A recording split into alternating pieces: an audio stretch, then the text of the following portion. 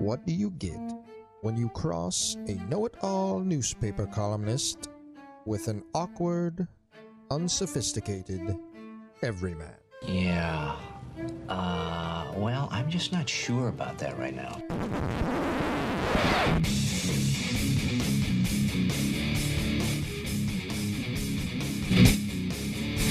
Welcome to Couch and the Rube. Welcome to Couch in the Rube, our Thursday afternoon show presented by our friends at Firekeepers Casino and the Firekeepers Casino and Sportsbook app. Download the app today. Bet the games we're betting. Also, our Thursday afternoon show brought to you by our friends at Front 43 Neighborhood Pub and Cask & Company Kitchen and Bar, an outstanding place to catch a game, be it an MSU basketball game where you can drink your sorrows away, March Madness, MSU hockey coming up, all sorts of, it's just an unbelievable TV setup, great menu, two distinct vibes at Front 43 and Cask & Company, one great menu with great drink selection and friendly service. Jason, how you doing, brother? Caw, caw, instead of boo, boo, caw. No? No. Hey, man. What's up? You just captured the tone of today's Groovy Donuts Twitter questions right there. I would hope so, yeah. I'm kind of bummed that we have to talk about the Iowa game and have to read Twitter questions for the next hour and a half about the game. Hour and a half. Buckle up, buddy. It's going to be a long one. I'm going to read fast. Like the Micro Machines guy. I hate this team so much. Fucking do. I don't know what to do with this team. It was funny because Rachel Greco at the Lansing State Journal had a piece that came out today on the Izzo, and she had spent a good time. How weighted it is? That's why I didn't write it, because I didn't want to get into the racial component. But and she had spent a fair bit of time talking to people who have been in it for a long time or were in it years ago, I should say, and are in it now, and just sort of the origins of it, and with Izzo and everything. Good piece, well done. And I meant to get to my editors and tell them, and I think one of my editors tried to move the date in which it was published. But MSU fans are very much how we're feeling right now, whether we're going to read Crew. And it's doing fine. Lots of people are reading it. It's a good piece. But, man, after a game like that, when people are as pissed at Izzo as they are in some ways, it's not the time for the Izzo to drop the Izzo piece. Anyway, but well, that doesn't mean we hate the Izzo. It's just kind of sick of this team and the season. I just don't know what to believe, what to think. I figure just let whatever happens, I guess. This just go with it. Whatever happens in March happens. I don't know. I think this Twitter question show could be cathartic. There's a lot of really good MSU basketball stuff on a number of fronts. Getting into Izzo, getting into the future of the program, getting into this team and different players and decisions, and lots of stuff that'll either make people pissed off and feel better or worse. Who knows? But before we do that, as we do with any end-of-week show, what we are betting presented. We could use somebody sometimes to prevent our bets, but presented by our friends at Firekeepers Casino and the Firekeepers Casino and Sportsbook app. What are you betting this weekend? Sunday, college basketball, because Saturday, if anybody wants to know, we're doing a card show at the Lansing Mall, so I'll be there on Saturday, so I won't be able to gamble on any games. I mean, I could, but I got to watch the games. So Sunday, the big games, Purdue at Michigan, Ohio State, Michigan State. I'll throw something together on Sunday for that one. Yeah, I think Michigan State, and obviously I'm not going to bet it, but I think Michigan State, Ohio State will be an interesting line. And if actually, let me see what it would be on Ken Palm, because the line will follow. Vegas, by the way, Vegas can act like a bunch of sharks, but they're also just chicken shit. Vegas will not deviate from Ken Palm very much anymore because they got screwed by it. So they don't really set the lines anymore. They don't. They just look at Ken Palm and go within a point, so they have jobs that are justify their employment. Mm-hmm. Michigan State is an 8-point projected winner on Ken Palm over Ohio State. So I bet you that line opens up in that realm. And Ohio State obviously beat Purdue. They're more capable than they played at times. They also had lost 5 straight not long ago. They've lost a ton of games, and I mean, I think Michigan State will be fired up to play that. Ohio State's not going to play the zone that Iowa did. Ohio State's been a tricky matchup for MSU over the years at times, and some of the guys on Ohio State's team, As you know, Ed Key has been there since 2014, so he remembers all those matchups. But I would be inclined to say that's not a bad play on Michigan State. I will be betting, however, a different sport. I like Brentford plus, even money, pick 'em, which means, draw no bet. So if it's a tie, you get your money back. At West Ham in the Premier League on Monday. That is my 3 o'clock Monday. Get your money back from the weekend bet. I've had a bad run on Premier League stuff here, but I like Brentford. I don't like West Ham. West Ham's not been playing well. I know it's a road game. I think Brentford's a little undervalued here. So Brentford plus 100 at West Ham is my best play of the weekend, and I'll be there on Monday afternoon, firing that bet off on the Firekeepers iCasino and Sportsbook Before app. we move on, just want to let people know if you want any of the swag from the live show, taking orders right now. We can tweet out the link for it again. Yep. So we got a couple orders to fill this weekend. So awesome, yeah. Get the sweatshop rolling over there in Ovid. Yep. That is the plan. All right, let us begin digging into these gruesome Groovy Donut Twitter questions. All right, Eric Schultz up first, of course. Should we be happy Izzo didn't get a real center? How much more upsetting would it be if we were a game back of Purdue or in the Elite Eight and didn't achieve anything because of another Aikens dud, or the 75th game in the past 3 years where AJ needs a halftime epiphany to try hard? So this is like, it could have been, you'd almost rather not be close. This is the Lions take where you'd rather be blown out against the 49ers than lose the way they did, in a sense.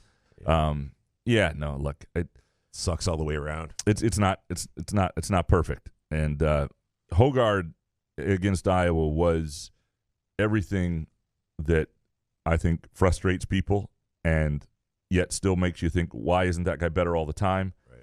Because in the second half, he just starts taking the ball at the rim.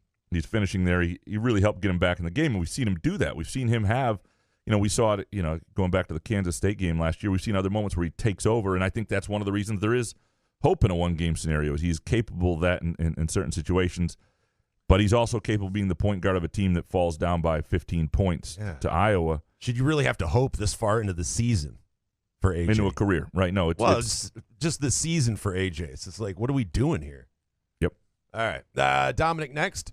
Watching the portal neglect and watching the minute distribution in-game, is it unfair to say Tom cares more about defying the system than he does about getting the title number 2?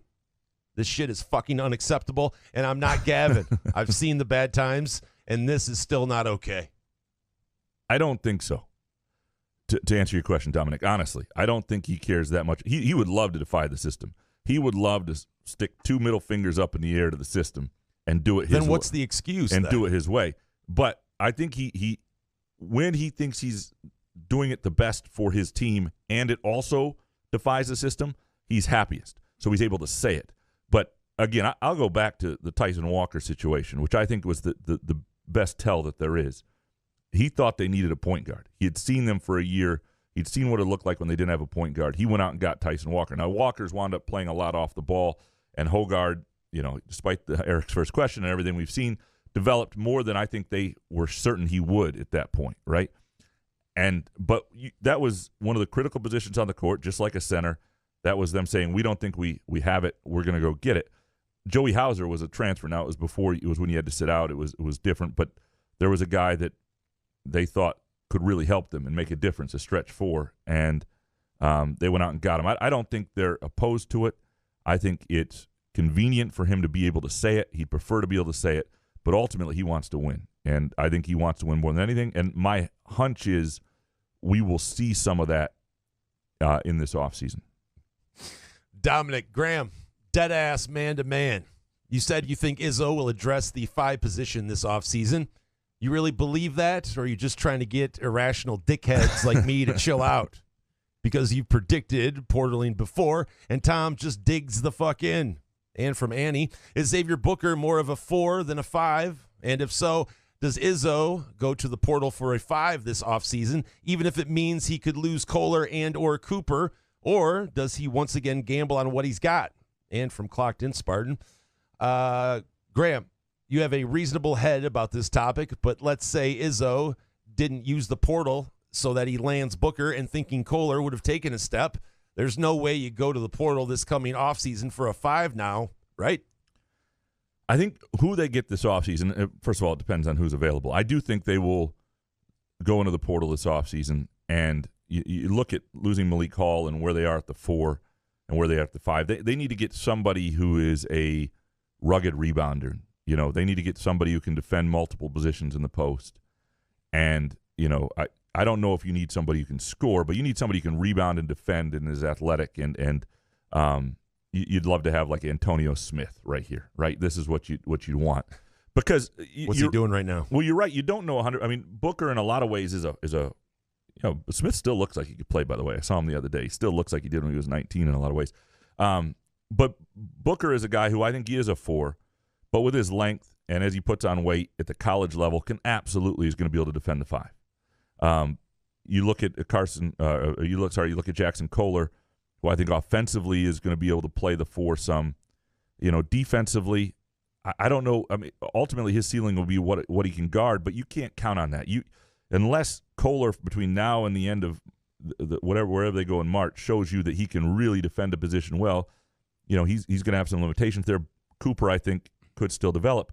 The problem is you can't bank on things that have not proven to work out previously, right? And I don't think you worry as much about losing a guy. If a guy decides they want to leave, they want to leave. Somebody may leave anyway. This may be answered before they go in. I don't know what Jackson Kohler is going to do.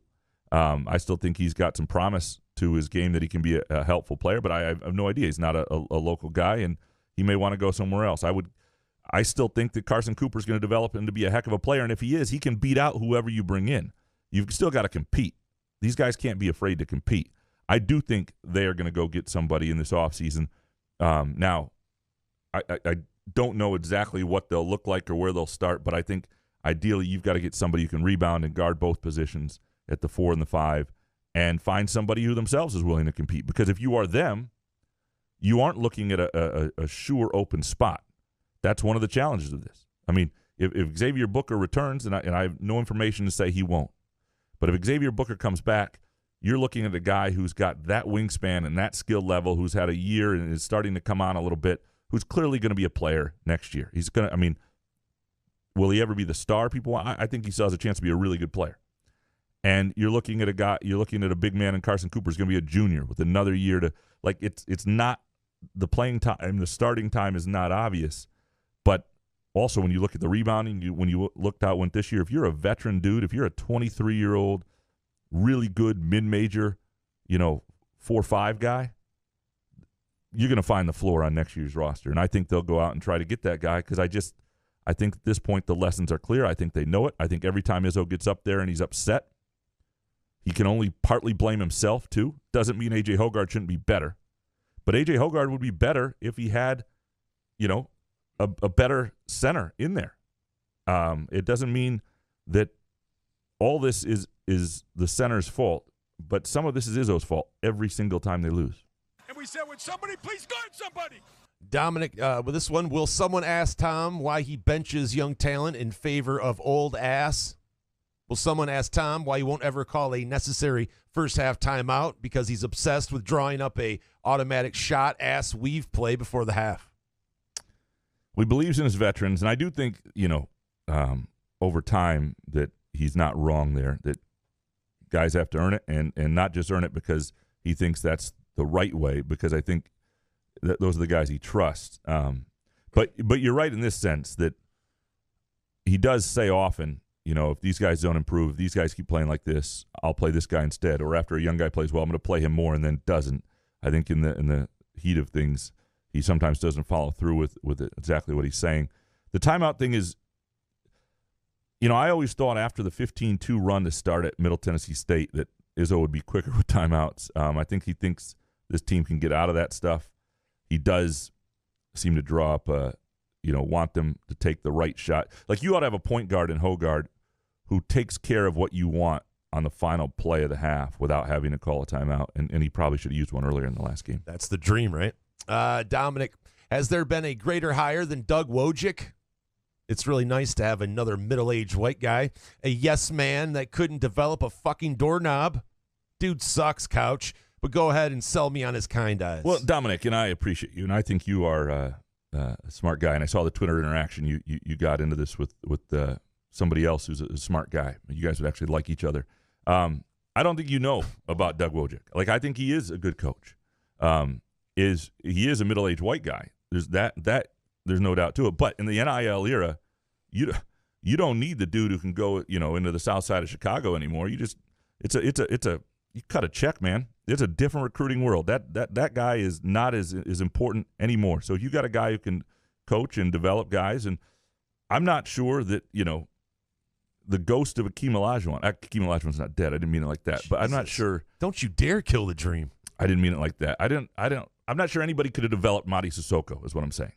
Some guys just have limitations, and that is what it is. And so then you would think someone would go to the portal and try to get another 5, though. If you watch Mady Sissoko and you say that to yourself.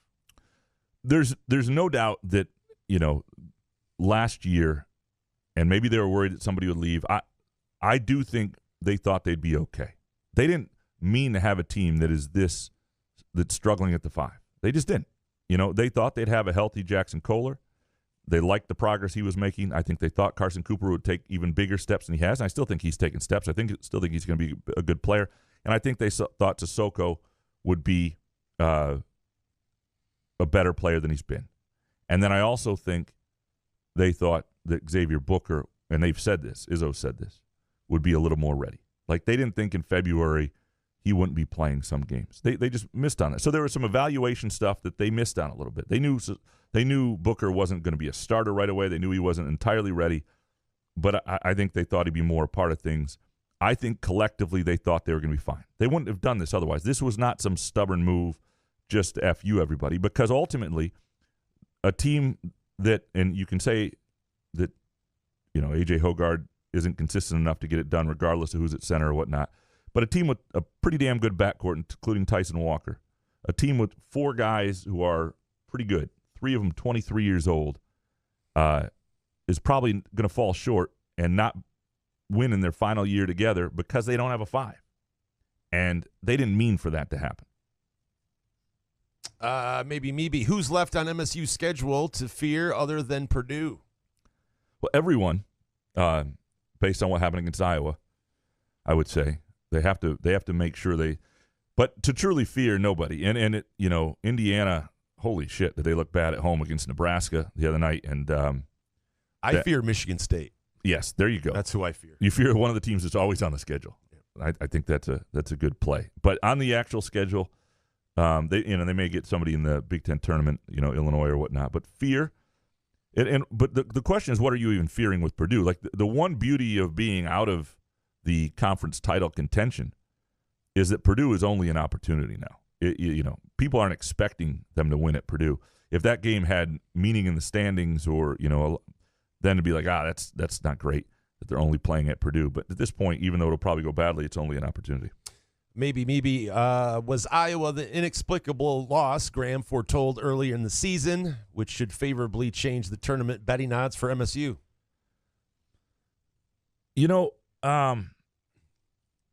No, I don't think Iowa was. Well, I mean, MSU didn't show up, and I did foretold there was going to be that game, right? Their game where they didn't show up and they didn't play well. The thing that struck me about this, though, is how good Iowa looked, and it was weird early on. You can see it on the court. Like I have not watched a ton of Iowa this year, and I do wonder, like, were they a lot worse earlier? Like some of their losses, you look at and you go, "What was that?" Like the team I watched had decent size and strength. Had good size on the wing, had a veteran point guard, was poised when things got dicey on him a little bit. Like, how has that team lost some of the games they have? Now, we'll see for real if Iowa's like turned a corner and come together, because they have Illinois twice, once at home. And if they beat Illinois in one of those games and finish decently, they're going to be on the bubble themselves. But, yeah, MSU in the postseason may still be a decent bet. The problem is, MSU, because it's Michigan State, because it's Tom Izzo, there's a little bit of added juice to that usually hurts and makes their odds shorter than they probably should be. David Jackson, I'm in mourning still as I was reintroduced to the grim reality against an average Iowa team. Is Izzo delusional when he says we can be a threat in March, as in Sweet 16 and more? No, he's not delusional because we've seen it. This team isn't that much different than a year ago, and we saw that team that nearly won in the Sweet 16 and nearly had more. Right? It's about matchups. It's they still have a veteran crew that can get it done on a given night. We've just seen the best of them. I mean, every Twitter question we're having now is a reaction to Iowa. I mean, you remember Baylor. You've seen moments against Illinois. You've seen good moments from this team. They just looked really good against Penn State. They are inconsistent. They are probably ultimately going to fall short because of certain matchups. But if they get the right matchups, they're okay. If all of this, by the way, is depressing you, and it might be, I can see Jason's. Is Pure Option starting already? Yeah, our Pure Option sponsorship, which is coming soon, by the way. We're excited. Another way to make yourself feel better besides Pure Options, Groovy Donuts, right? Lots of really good upcoming donuts of the week, including the Guinness donut, and there's the peanut butter M&Ms. It's just a lot of really good stuff. If you go to groovydonuts.com, you can click on the online store and place your order today. It's the peanut butter cup donut that I love so much. This is like one of my top 5 donuts all time, and it's available this weekend, Friday through Sunday. Pre-order only. Again, groovydonuts.com. There are other great donuts coming up in the weeks to come. You can swing by either location on Lake Lansing Road in East Lansing or in Williamston to make yourself feel better about Michigan State basketball. Riding right up into my rectum, and it was painful. Next one from David Jackson. Which was the worst move? Number 1, A.J. Hoggard pull-up transition 3 at the very beginning of the shot clock. Or 2, Cooper posted up back to the basket on just about the most important possession of the game, fading away with a 4-foot contested shot while sadly being 6 feet away from the hoop. I think the Hoggard 3 set a bad tone. Hoggard's got to be beyond that at this point. And it's one thing if you're feeling it. Like if you're A.J. Hoggard, you have one of those games where you hit a couple jump shots, and the jump shots that you previously hit come in rhythm. There's nothing wrong with taking that shot. But when that's not happening, I don't know what he's doing. But the Carson Cooper shot was not ideal. That it wound up with him in that situation for sure. We missed one on with David. Oh Jesus, I'm so sorry, David. Is Izzo's delusion preventing Xavier Booker from getting minutes? Even I saw Booker would have killed Iowa's zone by having guards spread the court and Booker flash to the free throw area for jumpers. Essentially the whole reason we had Ben Carter. Please play the "Don't Coach My Team" drop. Cockburn, don't coach my team. I hate when people ask for it. No, I don't think it's delusion on Booker. I do wonder, and Friday evening, Izzo will be available after practice for some interviews before Sunday's game, and he'll get asked about this because Booker was better than he thought. I think in that game he was good, and defensively he was better than he thought. And I wonder if they look at that on film and see that. Coaches sometimes though, and I've covered a number of them, they're stubborn and they see things later than fans. Some things they see that sometimes fans are hopeful and they want to see things and they don't see the whole picture. But I think with Booker, he given how the rest of that went, he should have at least seen a second half stint. Jimbo Jones up next. Does the loss to Iowa seal the fate of this team? And if no, why not? How can I reasonably have hope, Graham, when there is none? Well, no, it doesn't seal it because this is still the same team that's done the other things it's done on the positive side, and in the postseason, it's a one-shot scenario. If this was a best-of-7 series, best-of-5 series, this team might be screwed in a lot of matchups, but it's just not. Who they're going to play, But the one thing that is problematic for MSU is if they don't get a decent seed, and this loss makes it a little harder, then you're playing that 8-1 in the second round or something like that. 7-2 is not ideal. You wanted to get to a 6, and that was the better path, and that gets harder with a loss at home to Iowa. DeUper, Izzo keeps taking the blame and telling us that it's his fault. So why does it still feel off limits to say he's fucking up the rotations and not maximizing the roster? It seems like any criticisms are dismissed as reactionary or ignorant. maybe it's just a Twitter thing. Yeah, no, I think he knows some of it is on him. And I don't think criticisms are dismissed as reactionary or ignorant. I do think the problem is it's like the boy who cried wolf. If you're somebody who says after every single not great moment, this was washed, like you don't have credibility on anything, right? You can, then your criticism loses its steam. If you're somebody who's level-headed and, is careful with when to criticize in terms of what makes the most sense, I think there's absolute criticism. It begins with the center position. There are questions about the playing time, and I think part of the problem with not having a center is the other positions have to be that much better. And he's got 4 veterans in the other positions, and so he leans on them even harder because they've got to make up for it. Where if you had a really good 5, you could not have to play Malik Hall as many minutes, and you could have more Xavier Booker. See, that's part of the problem, too. And although I think Booker and Kohler have played well together, and Booker in a couple different matchups, but I think part of the problem is the trickle-down effect of not having the right guy at the 5. To Uper next. I missed the live show deadline, but please accept my entry for the most cringe moment and worst take of as Graham's daydream of Coach Smith approaching Sam Levitt, Love Actually style, and dramatically telling him, "I choose you. To me, you are perfect. I'm sorry, but I laughed out loud." I did actually picture that scenario. Like, I choose you. He obviously got his guy in Aiden Childs. I don't think anybody is questioning his move and that decision now that it's worked out.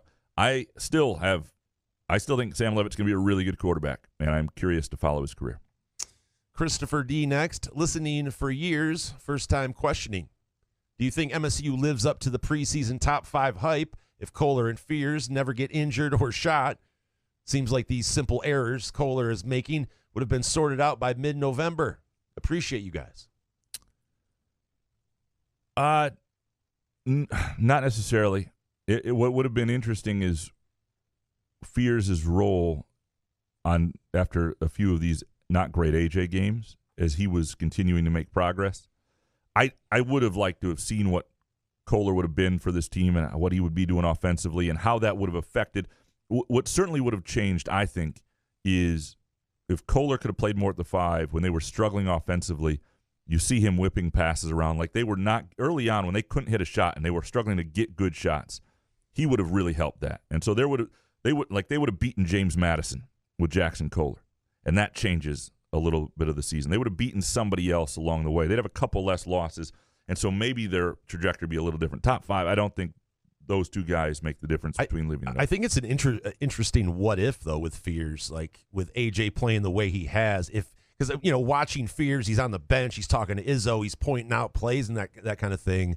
If AJ was having like a little slump, like how many minutes would Tom give him? And there's no doubt. It's interesting. At some point, I think he would have started Fears and as a reaction. And then it would have been about what Fears did. And then, like after the Minnesota game, there's no doubt in my mind if Fears was available. Now, but that game also may have ended differently. Like, games where he hasn't played well, they might have ridden Fears more. There's no question to me that the loss of Fears has had an impact. How many wins and losses, I don't know. It definitely lessens their ceiling slightly. Trey Holloman's been really good in a lot of ways, and he doesn't, I don't think, have quite the upside in certain ways that Fears did, in terms of but pure athleticism and bounce offensively. But and I agree with Chris on the Kohler take. He would have been healthy the whole time, because I just think that he would have developed over that time and been a better player than he is currently. One of the reasons having to bring him back slowly. One of the reasons I hope Kohler sticks around is I still think he can be a real plus offensive player in the Big Ten. I don't know. The problem is you have to be able to guard your position. You have to have guys around it who can make up if you can't do it, and where is he best and what do those minutes look like. But I still think he can be a real plus offensive player. He can be a guy who scores, 8-9 points and, dishes a couple assists and is just effective for them, makes them a good, better offensive team when he's on the floor. But it just kills you. I mean, we saw this last year with Malik Hall, who never really found that rhythm offensively because you come back into the season that late. And for a guy like Kohler, just made so much improvement and so much change to himself in the summer. It would have been really interesting to see if he had gotten the full run-up. Room temperature takes next. What % chance would you put on Booker and Carr returning next season? Ooh. I think, again, I don't know what's in their heads or in their private conversations with family. They're both doing well from an NIL perspective. I think Booker's family, for the most part, has had a pretty good understanding of what's going on. They see it. They also see the opportunity next year. So, one of the things that you can say, well, they'll want more playing time. They'll go somewhere else. But if you think the playing time is where you're at anyway, it's not like you transfer and get this year back or anything. I think I would put both at 70, 67, 2 out of 3 percentage, not together, but individually. You also just, in this day and age, at some point the transfer portal is going to bite Michigan State. It's going to come unexpectedly. You just don't know when that's going to be. Somebody's going to want to be somewhere else or just not like something. But there's been no evidence that I've gotten that those two guys are looking to get out. Next one from Room Temperature. Would you take the over-under of 7.5 seed for MSU in the NCAA tournament? Would you take the over-under? Sorry. So 7.5. So would you take even money? Let's say 7 or 8. What would you take? I would go over. Yeah, me too. Yeah. I think that Iowa loss is it. I would have gone under before it. Yep. And now it just I think that's the game that bad loss makes me think it'll go the other way. And obviously, they have some opportunities with Purdue and then the Big Ten tournament, but that was not great. Miller up next. Mady Sissoko started playing basketball so late in life that Cooper and Kohler both have significantly more playing experience than him. So why should we be hopeful for their possible development? Are we sure it's not the absence of Dwayne Stevens? Sometimes guys just aren't built to be great at something. They don't have the hands for it. They don't have the understanding of it. I do agree that one of the reasons I think the staff thought Sissoko could develop into something is he hadn't played a ton, right? You're coming into something late. You're who he was is when they watched him play at prep school versus who they thought he could become. They thought this guy hasn't played a ton. If he gets major minutes, this guy could get a lot better real fast. He's got a lot of athletic ability. The hands thing is hard to overcome. And so I think Sissoko just is what he is. And while, yes, you're right that Kohler and Cooper are more seasoned guys, and even though Cooper was sort of a late bloomer, I still think they're young enough players. Kohler, we see the skill, the injury setback. Cooper, who he was, I think Cooper's development at Michigan State is the reason for optimism. Think about Cooper when he started playing. They could barely put him on the floor to who he is now. And there's significant improvement that's happened there. Is it enough to be a Big Ten starting center right now? Ideally not. Ideally, Carson Cooper would be a really good backup right now and a young guy that you go, you know what, he could be the next starter. In an ideal world, because of the way this used to work and the way it's worked at Michigan State a lot, Mady Sissoko or whoever they had recruited at 5 would be the senior, the Xavier Tillman type, the guy that was really good, and you would look at Carson Cooper and you go, that guy's got next, right? And maybe Cooper still does, but because of what's happened with Sissoko, it's hard to trust that because you don't want to go through it again.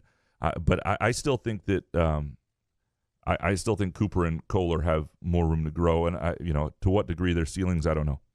Spartan Dog 97 up next. Which MSU point guard of the Izzo era would you take A.J. Hoggard over? The gut is going to tell you Tum Tum, but at least he gave a shit and was a vocal leader. Plus, if it's not A.J., it's not A.J. has been filling the bucket either. It is hot in here. Yeah. No, there's a missing word in there. That's my bad. I didn't catch that. So I would definitely take A.J. Hoggard over Tum Tum 100 out of 100 times. And as much as I appreciated Tum Tum Nairn is a nice guy, and he did have, as an actual player, I think, when they inserted him in the starting lineup as a freshman and moved Travis Trice to the bench and then played him alongside Trice when Trice came back into the starting lineup in that 2015 team, he helped ignite things. There's no doubt. He had a positive impact with his energy and a lot of things, but that was a team that had Trice and Denzel Valentine on the court a lot, right? And so you had essentially 2 point guards with him, and then his defense and energy. But he was the Mady Sissoko version of a point guard, and so there's no question. Rocket Watts played a lot of point guard. I'd take Hoggard over him. They didn't have a point guard when Chris Hill and those guys were playing out of position. I would take Hoggard. I mean, Hoggard's. I'm trying to think who I'm missing. I'm sure there are. I would take Hoggard over senior year Kalen Lucas, who wasn't the player that he was before. There are times I would take Hoggard certainly over Keith Appling, sophomore year Keith Appling, and parts of senior year Keith Appling. You forget how maddening other guys have been at that position at times. There have been a lot of really good point guards, but Hoggard is not the only one that's driven people crazy. Mark Snyder next. If Aiden Childs and Dunkin' Donuts wanted to become sponsors of the show, would you stay loyal to Front 43 and Groovy Donuts, or would the extra zeros be too much to turn down? I screwed this up. Mark actually asked if Chili's, but he spelled Childs. I assumed it was Aiden Childs, and I put in Aiden. I apologize, Mark. If Chili's and Dunkin' Donuts. Oh. Well, let me say this, first of all. No, we would not. I mean, Dunkin' Donuts is a shit product relative to Groovy Donuts. It's just not. Chili's, yes. No. How many zeros? Well, we no. Because Front 43 just has too much going for it. And, I mean, I'm telling you right now, you should check. If you've never been to Front 43 and you're in the Lansing area at any point or you live here, it's worth your time. It is a place that I wind up an awful lot. It's a place I recommend to people when they're from out of town, people in East Lansing that are looking for it's on the Lansing-East Lansing border. Cask & Company is a great setup for that, I think, which is adjoining with Front 43. And a great place in March Madness to just park yourself and watch a lot of games back to back to back. What a terrible question, though, because it's like a lose-lose for us, right? You the say, worst. yeah, we'll take the zeros, and then we have our current sponsors, Well, and the problem is if we sell out, part of the reason our sponsors work is because we fit them. Can you imagine trying to sell Chili's up here? Like, there is no better fucking baby place back ribs than Chili's and Dunkin' Donuts. You want shitty donuts? Us too. Like, fuck. Once you've had a groovy donut, there's no going back. Yeah. Mark Snyder, I think I know the answer, but we'll ask anyway. Why did Solari turn off his Twitter replies? I don't remember. I do remember the day, and maybe he's done it multiple times. That he turned him off? Yeah, but I don't remember the exact circumstance. There was a couple really crude people with some banter, and he was just like, "Screw it, I'm done. I'm done with this stuff." And I don't think it's not the most unhealthy thing in the world to turn off your Twitter replies. To be frank, you still get to use Twitter to promote things, and people I think who follow him can still reply. Could you just not check your replies? You could do that, or notifications or whatever. That's not really Solari's strength. So I understand why he hasn't done it, and but that's there was a couple people really getting after him, and I think he just in a very uncouth way. JD next. Would sitting Tyson Walker until the Big Ten tournament and giving the freshman 20-plus minutes a game here on out, could it be the best move for this MSU team going forward? Give those young guys some serious development and maybe lose enough to fall back to the 10-11 seed and give yourself a better chance at a run. And from Chris King, would this team be better off falling to an 11 seed as long as they avoid the play-in game? Get to play a 6 seed and then a 3 seed instead of getting that second-round matchup versus a 1 or 2 seed. Yeah, in theory, yes. It's just a hard, delicate dance. To know what the committee's thinking and to mess with an 11 seed, which often does come with the play-in, you don't want to do that. So, in theory, you could have a better matchup as an 11. But if you wind up there, you're not playing well, and people aren't real happy. If you could, I think there's still a chance to wind up as a 6 if they do something like if they beat Purdue in the semis of the Big Ten tournament or something like that. And there's still a chance to wind up as a 6. More likely a 7 if they just kind of hold form the rest of the way, which is better than messing with a 10 or 11. The question about sitting Tyson Walker, giving the freshman 20-plus minutes, the best move going on forward. Again, then you're messing with, Tyson Walker is, I just don't know if this team has that sort of wiggle room. And, before they lost to Iowa, you could make that case. But before they lost to Iowa, I think they were playing for like a 6 seed, and they were trying to get someplace, and you get the double bye in the Big Ten tournament, which is more rest for him anyway.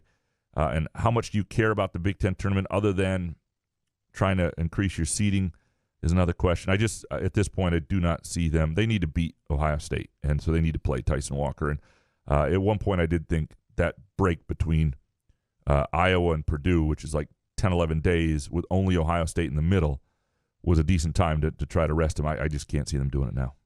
Jeff Peterson, seems like last year Ohio State had strong metrics, but a not-so-good win-loss record. How is this year's MSU team any different? I know you have said many times MSU is in the tournament, but they are in the tournament, and I'd have to look back at Ohio State's resume from last year exactly. And you're right, they did have strong metrics, but it's a tournament team. I mean, it just is, and there are lots of, they've won before the other day. They won 8 of 10. I mean, they're actually winning a fair bit too. Their record's not all that horrible, and a lot of the teams that they played have wound up, being really, really good teams. Like, hold on, let me pull up Ken Palm for you real quick. So if you look at like James Madison, still top 60 in Ken Palm. Duke is at 8. Butler's top 60. Arizona's at 4. Wisconsin at 19. Nebraska top 40. Baylor top 15. Indiana State top 50. Illinois top 15. Wisconsin again top 20. Illinois top 12 again. I mean, they've just played a lot of really quality opponents, and they've beaten some of them. I mean, some of the wins that are helping them, Indiana State is helping. Butler is helping, even though those are at home. And they may not be quad 1 wins, although I think the Indiana State one still is. But they're, they're not bad wins. They're not wins that have hurt them. Illinois is definitely helping. They've had a lot of good wins, and they've won a lot of games. You start with the Baylor game, and I know they got a rough start, but that's 1, 2, 13 wins. I know counting on air is bad. 13 and 5. That's not horrible. Starting, I mean, it's not amazing, but it's not horrible. Next one from Jeff, a way too early projection for next season, but who are your starting 5? Who do you think starts next year? No idea. Okay. Like you said, it's way too early. Yeah. No, I mean, if Fears is healthy, I think Holloman will start at the beginning, and Akins, and I think that's a good question, though, because then you got Carr and the boy. That's what I mean. It's just don't. Hard to know. Yeah, it's really hard to know exactly. Will Fears be 100% and have the year? Will Holloman, have been waiting his turn, be good in that 6-man role? I think Akins at the 2, and will Akins come back? And if he does, Akins at the 2 with Fears, and Holloman coming off the bench is really ideal with Carr on the wing, and Booker at the 4, and then you got a 5 in there. That would be, I don't know who that 5 will be. That would be my way to go, ideally. Nestle's Quick Hotel up next. Can an NIL contract, if that's how it works, include a clause that if a player enters the portal, they forfeit some of the cash? Leave for the pros, fine, but if you up the ante, I bet you could get kids to at least stay out of the portal. Yeah, sure. I mean, you can probably do anything you want with an NIL contract. It's a private contract separately. There's no rules, apparently. I don't know if you can get kids to give cash back, but you can withhold payment until a certain point if that's the contract, if that's the deal. So you can do all sorts of things that, What kid's going to want to sign that, though? Well, if it's enough money or it's enticing, yeah, it's a fair question. And, you could make it so the kid would really have to be unhappy and want to go somewhere else for a better deal and know they were actually losing some significant money if they were not to come back, because not that they were giving it back, but because there was another payment coming. Alan Pearlstein next. Will the National Labor Relations Board ruling that Dartmouth basketball players are employees of the university be applied to other colleges nationally? And if so, how will that impact college athletics? This is going to be the big story in a lot of ways of the next year or so, and it is eventually going to. I think college athletes are going to be employees. I don't know that that's ideal. I don't know that they 100% want it, and the ramifications are going to run deep. I think eventually there will be fewer sports. There could be split-offs within Division I. I don't think it's going to be better for the sport, and I don't know if it helps the sport be healthy and be around and people care about it in the numbers they do 20 years from now. I don't. But it's because for so long, people got probation when they gave somebody a $40, cash gift. I know, I was looking for something better than that. That's all I came up with. And that sucks. I suck at this. But if you know what I mean, like if there was anything that was impropriety before, it was looked at like you're an evil person for so long. Yeah. This is the backlash. This is what's due. And it may screw it all. It may be that college sports only worked when we had this sort of house of cards system that really wasn't fair, really wasn't right, but we loved it. And so, it worked, and now it doesn't. But it is going to impact things. I think that I would not be surprised if that by the time I retire and Chris Solari retires and all that we are the last people covering Michigan State for the Detroit Free Press and Lansing State Journal. Hopefully by then Solari turns the comments back on. By then he will. Hopefully. And I'm not saying I'm saying as intensely as we do in terms of following them and everybody cares and this is your beat. I don't know that college sports when 20 years from now, will exist in the form that they do with the intensity of interest that they do throughout. We'll see. I may be totally wrong on this, but I have a hunch college sports is about to really screw this up. JD next. Why is this fan base taking the Illinois loss to Penn State as a validation for our loss Tuesday night? Izzo failing to hold his program to the standard he made for 4 straight years has totally brainwashed this fan base into thinking a 30-point blowout versus UConn in the second round is acceptable. And from Bo McJunkins. When did we go from a program that fully expects to make a run to a program that hopes to make a run? Well, that's a season-by-season deal, but it's just been multiple seasons now, and that's the thing. When something happens over time, that's when it happens. I mean, this used to happen about every other year at MSU. Just about every other year they were a contender, but now it's been a little while since they've looked like a contender. So I still don't think the program expectations have changed. I think within if you asked Izzo what he expects for his program, that doesn't change. It's what happens within individual seasons and the expectations that are realistic for that team based on how the season's unfolded. Izzo may have had a little more realistic thoughts for this team than I did or you did or anybody else, but he thought it was going to be better than this. I mean, I think he was a little surprised by the start. I think he thought they'd be better at the center position than it's been. I mean, I don't know that, I don't know if he's failing to hold the program to the standard. He just hasn't met his own standard. And what are you going to do about that? You're not going to get rid of Izzo. They've just got to do better as a staff, and they've got to bring guys in to try to correct this. This group is going to be known as one that didn't get it done. Bo McJunkins, if Izzo never gets title number 2, does he have anyone to blame but himself in this era of being able to get transfers and use NIL? No, I'll say this: there's a chance that he's in contention for title number 2 a couple years, and he does everything right, and you just have bad luck, or you lose a championship game, or you lose in the Final Four with an injury or something. So there are scenarios where there could be something else where he does all the right things in this era, and it doesn't quite pan out, but he's up there. But I get the gist of your question. No, because he doesn't have anybody else to blame but himself, because they have the NIL and basketball for sure, and he has the cachet and the program has the cachet to lure transfers, and you don't want to have too many of them. Like there, as I said the other day, there's really good data on teams with 7 or more transfers in this year in college basketball. None of them are going to be in the NCAA tournament. You got to still have your culture, still have your thing, but you've got to add where you need them. And he ought to be able to do that, and they're going to have to toe that line and figure out how to get it done unless they just start recruiting at an unbelievable level high school-wise. It will help when college basketball gets younger again, when they lose the COVID year and you don't have so many old guys bouncing around for extra graduate years. That's going to help a little bit because right now there are just a lot of those guys out and about, and it when you don't have one, it shows. A next one from Bo. Why should we expect Xavier Booker back next year? Let's just save ourselves and assume he transfers to a place he can actually play. Oh, he's got NIL? Great. I'm sure his goal is to go to the NBA and sit and watch.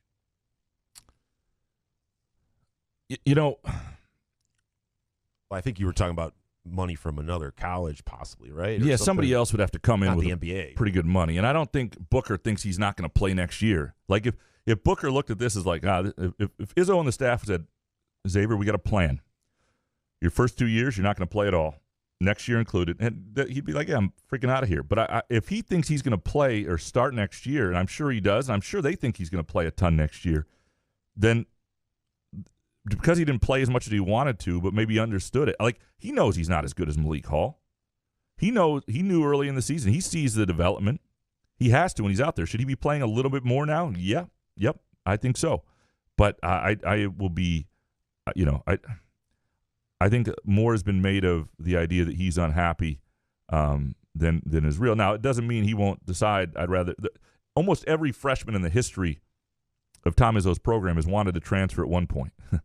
And in the old days, you stuck it out largely because it was harder to transfer.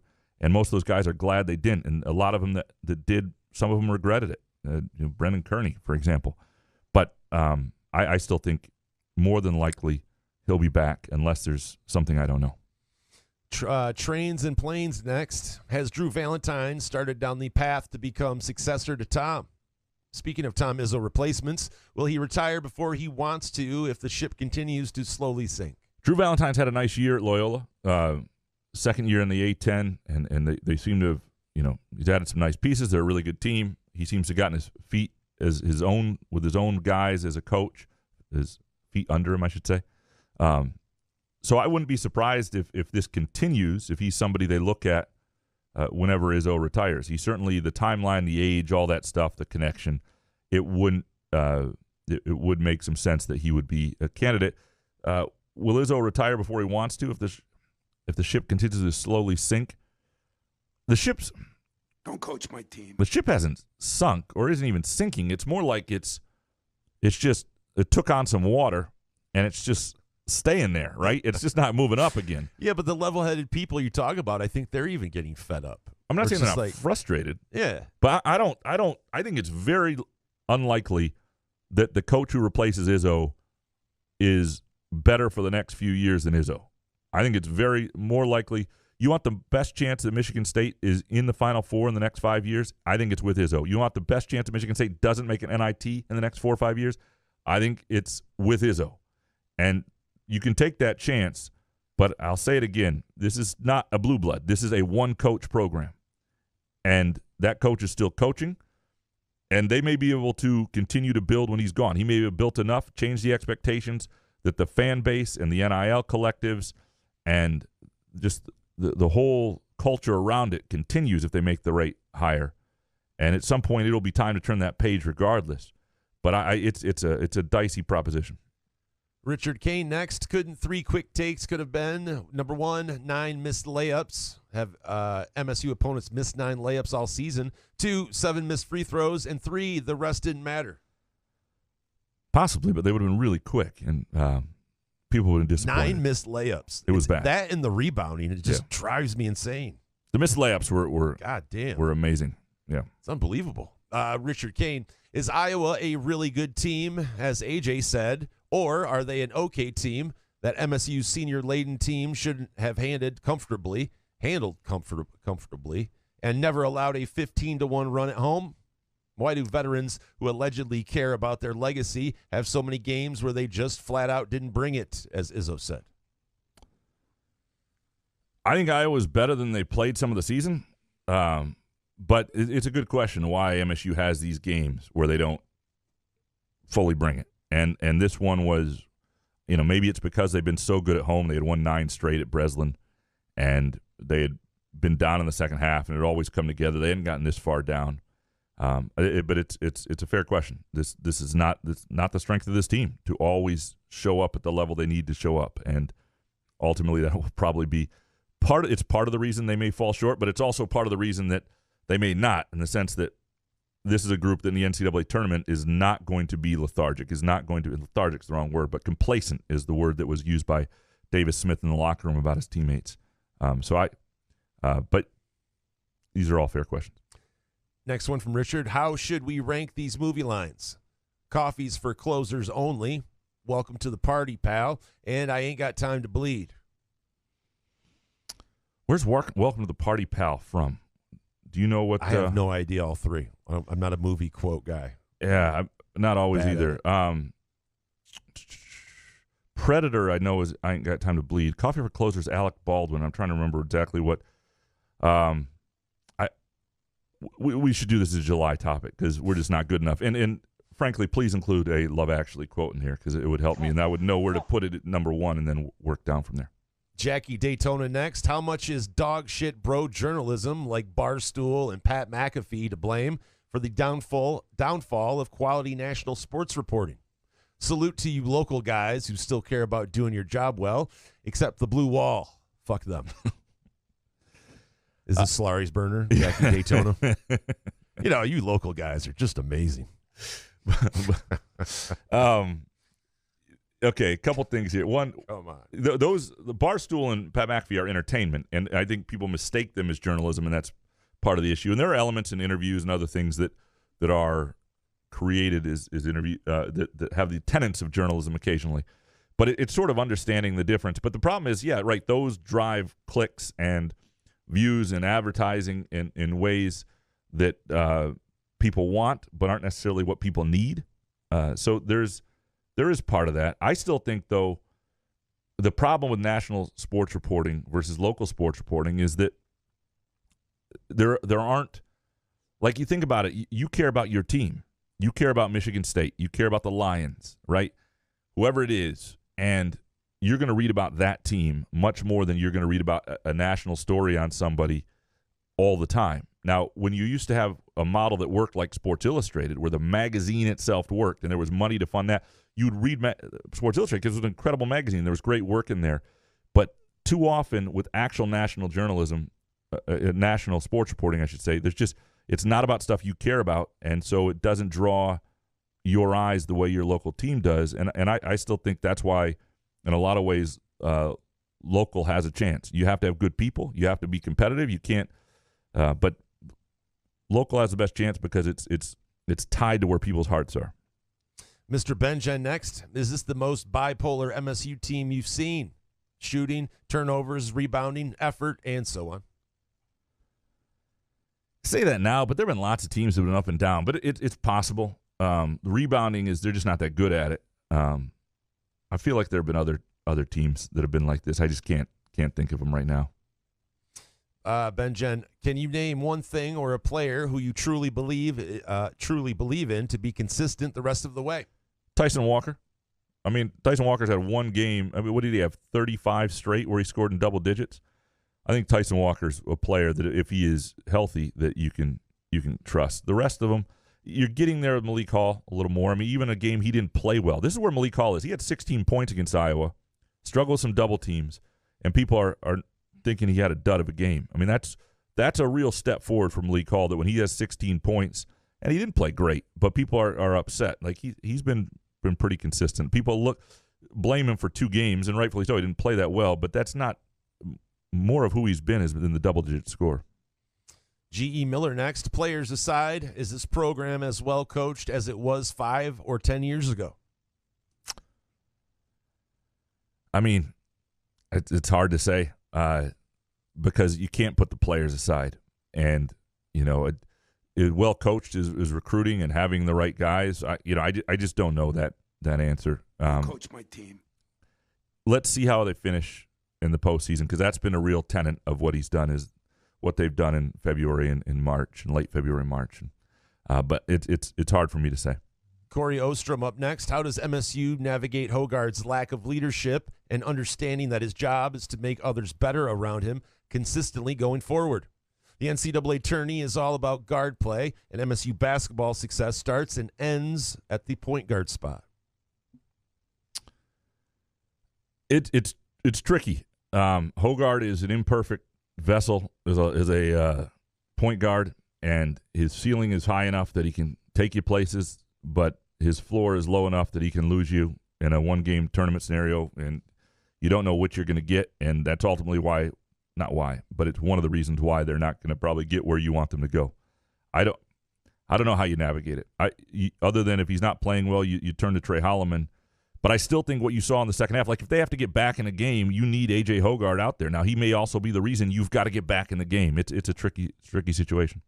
Next one from Corey. Can Izzo continue to start a struggling Sissoko at the 5 with the team's slow starts? Izzo spoke of his defense and rebounding, yet I watched his 250-pound frame get back down by a freshman in the beginning of the game Tuesday. Start Kohler. He's the only threat to score in the post. This is where Tom Izzo and I disagree. I wouldn't start Sissoko. I'd play him, 8 to 12 minutes. I'd find roles, because I do think it matters how you start and the flow you get into. They have not had slow starts as of late, so I don't think Sissoko's been responsible for that. But I have felt at times when people have been hard on, and Sissoko gets taken out by the 17-minute mark, but people get hard on Hoggard, who's trying to start the game decently, and you've got Sissoko offensively in there. That's not easy for a point guard. And then you go out not long after Sissoko does, and somebody else comes in, and it's tricky to judge. There's no question about it.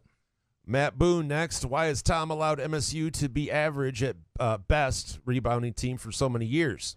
I can't remember a good rebounding team. Saw a video of AJ just staring at a ball and letting the man get the ball. Yeah, it was not good. It was not a good moment for AJ Hoggard. It's not the usual for Hoggard. It was a bad play. If it was the usual for Hoggard, he wouldn't be playing. And it's who they have personnel-wise. He's talked about this. They need better rebounders. They're just not that big at the guard spots, and they're not that good at the center spots. And why he's let it happen, I think he thought they'd be better at it than they are. And one of the problems is, like a guy like Sissoko gives up. He's not the longest guy in the world, so he only gets so many rebounds, and then he knocks 3 or 4 out of teammates' hands a game, and that's sort of is what it is. Matt Boone, how can Mahdi and Cooper be this bad, but Booker can't play? He seemed to handle his few minutes fine. Yeah, I don't think Cooper's been systematic, been all that bad regularly. But you're right. I think I would be surprised a little bit. I'm not totally surprised because Izzo has not stayed with this, but I think Booker will play a little more. I think the real next thing to watch is, will Booker start to get regular minutes in the second half? Does he get a stint? Because what he showed against Iowa, I think, deserved a stint. Matt Boone, do you think the guards are being asked to pass down to postmen, or do you think that's a good idea? They are being asked to do that, and I don't think it's a good idea unless it's Jackson Kohler. Or in a certain set with Cooper. Cooper's shown a little bit here and there. If you did it in the middle of a game, fine. Early on, trying to set the tone by going inside when, the evidence is it's about 18% success rate with Sissoko, and you're basically turning the ball over by request by the coaches. A throw into the post to Mahdi Sissoko is a Tom Izzo turnover. And they've been pretty good with turnovers overall, but if Izzo's ever upset with turnovers, those count as his turnovers. AJ can have his, Tyson Walker can have his, but Izzo's are any post-entry pass to Mahdi Sissoko that does not work out is a Tom Izzo turnover. Andrew Zuiza, Mahdi played 12 minutes the last 2 games. Does this continue?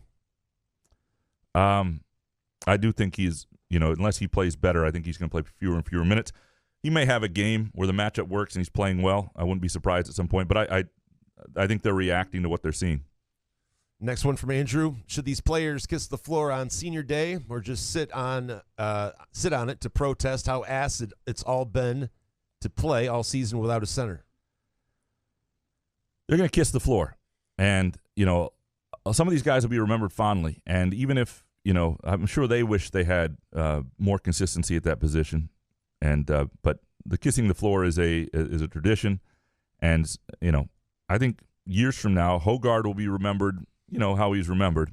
But I think Tyson Walker, I think Malik Hall, those guys will be remembered really, really fondly. And I think Mahdi Sissoko, when he's the ambassador at some country or doing something great somewhere, will be thought of extremely, extremely well. And maybe Hoggard will too. Who knows? I think when you get away from the frustration of this, they will be remembered decently. Let's do one more and then take a break. Matt C., this is the worst 4-year stretch in Izzo's career. Graham, can you ask Izzo in the next press conference how he plans to fix MSU basketball, or are you scared to ask him a tough question? And from Jake Hawkins, thoughts about this 4-year stretch of MSU basketball having double-digit losses for the first time since 81-85?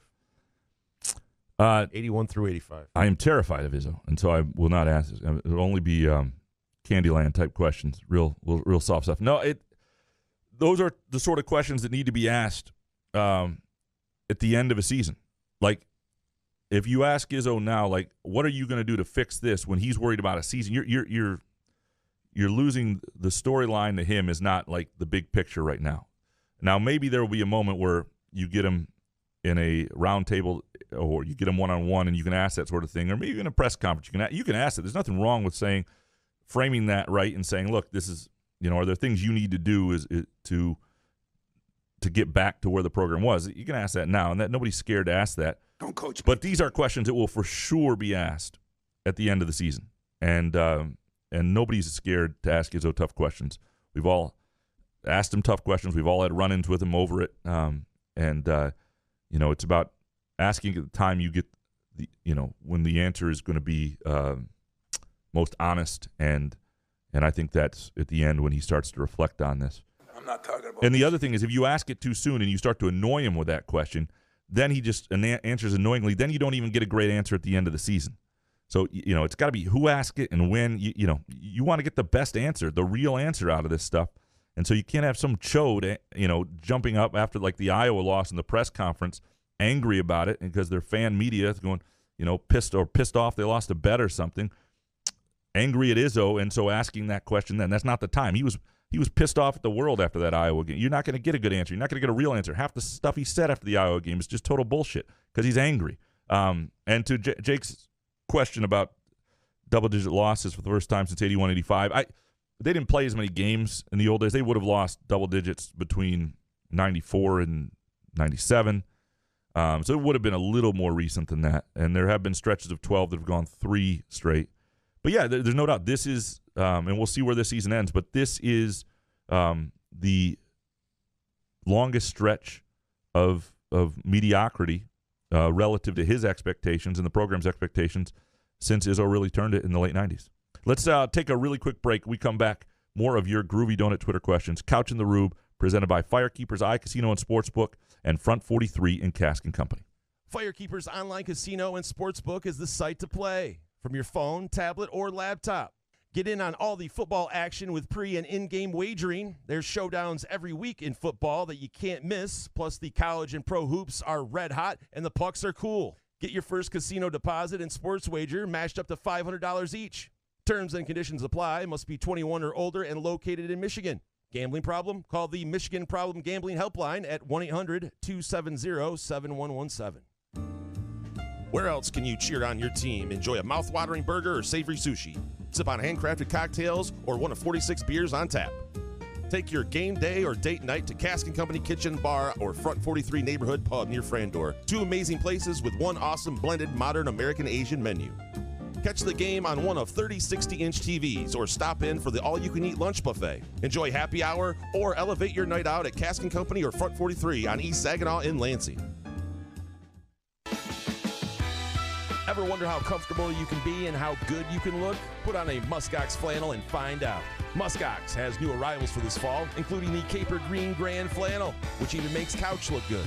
Muskox is a Detroit-based flannel company that creates soft and durable flannels made to last a lifetime. They become a great partner with Couch in the Rube, not just because they make us look good and feel good, but because they're good people too, and a socially conscious company. For every $100 purchase, $10 is donated to the Alaska Wildlife Conservation. Muskox flannels are designed with 100% cotton that is ethically sourced and double brushed for softness. Feel the quality and comfort of a Muskox flannel by ordering at GoMuskox.com, where Couch in the Rube listeners can enjoy $15 off their flannel purchase with the promo code HOFF. Christmas is almost here, and jewelry is for sure on your list. But where will you go for that very special gift? I'm Katrine Medawar, and we at Medawar Jewelers' 4 locations in Lansing, Okemos, Jackson, and Portage have filled our stores with gorgeous pieces of jewelry just in time for the holiday season. Diamond rings, diamond necklaces, bracelets, earrings, watches. We have a huge selection of the latest designs of engagement rings. And if you want your ring custom designed, then we do it all in-house, exquisitely created by our master jeweler. If a lab-created diamond is on your mind, then come in today and we'll show you the largest selection of the highest quality lab diamonds in mid-Michigan. So, what to buy this Christmas? Come to Matawar Jewelers. We have you covered. Matawar Jewelers. Find Couch in the Rube podcasts on Spreaker, iTunes, iHeartRadio, Spotify, YouTube, Facebook, Google Podcasts, CastBox, and the Rube's favorite podcast app.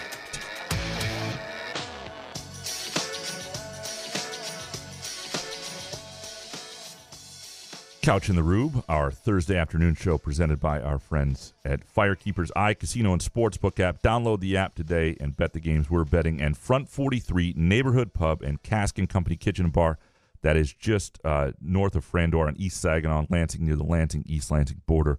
Fantastic place for lunch, for drinks, to watch a game this weekend. You'll love the TV setup at Front 43 and Cask and Company. I got to apologize to you, Jason, man. I wrote "buckle up" when I sent you these Twitter questions. This is the longest in a while, and they're really good. And I tried to combine the ones that were redundant. We still wound up with a ton. We're going to have to do or at least I'll just have to trim them down to like 2 apiece in the future because I miss football. This is too much. Yeah. This is too much. But they're really good, and we will continue. And we will plow through because I think the conversation ahead will be majestic. T-Bone's dad next. What's your take at providing tips at fast food chains when they are now prompting you to do so when you pay? I typically do, and I'm questioning myself. The sandwich artist at Subway isn't always bringing it, if you know what I mean.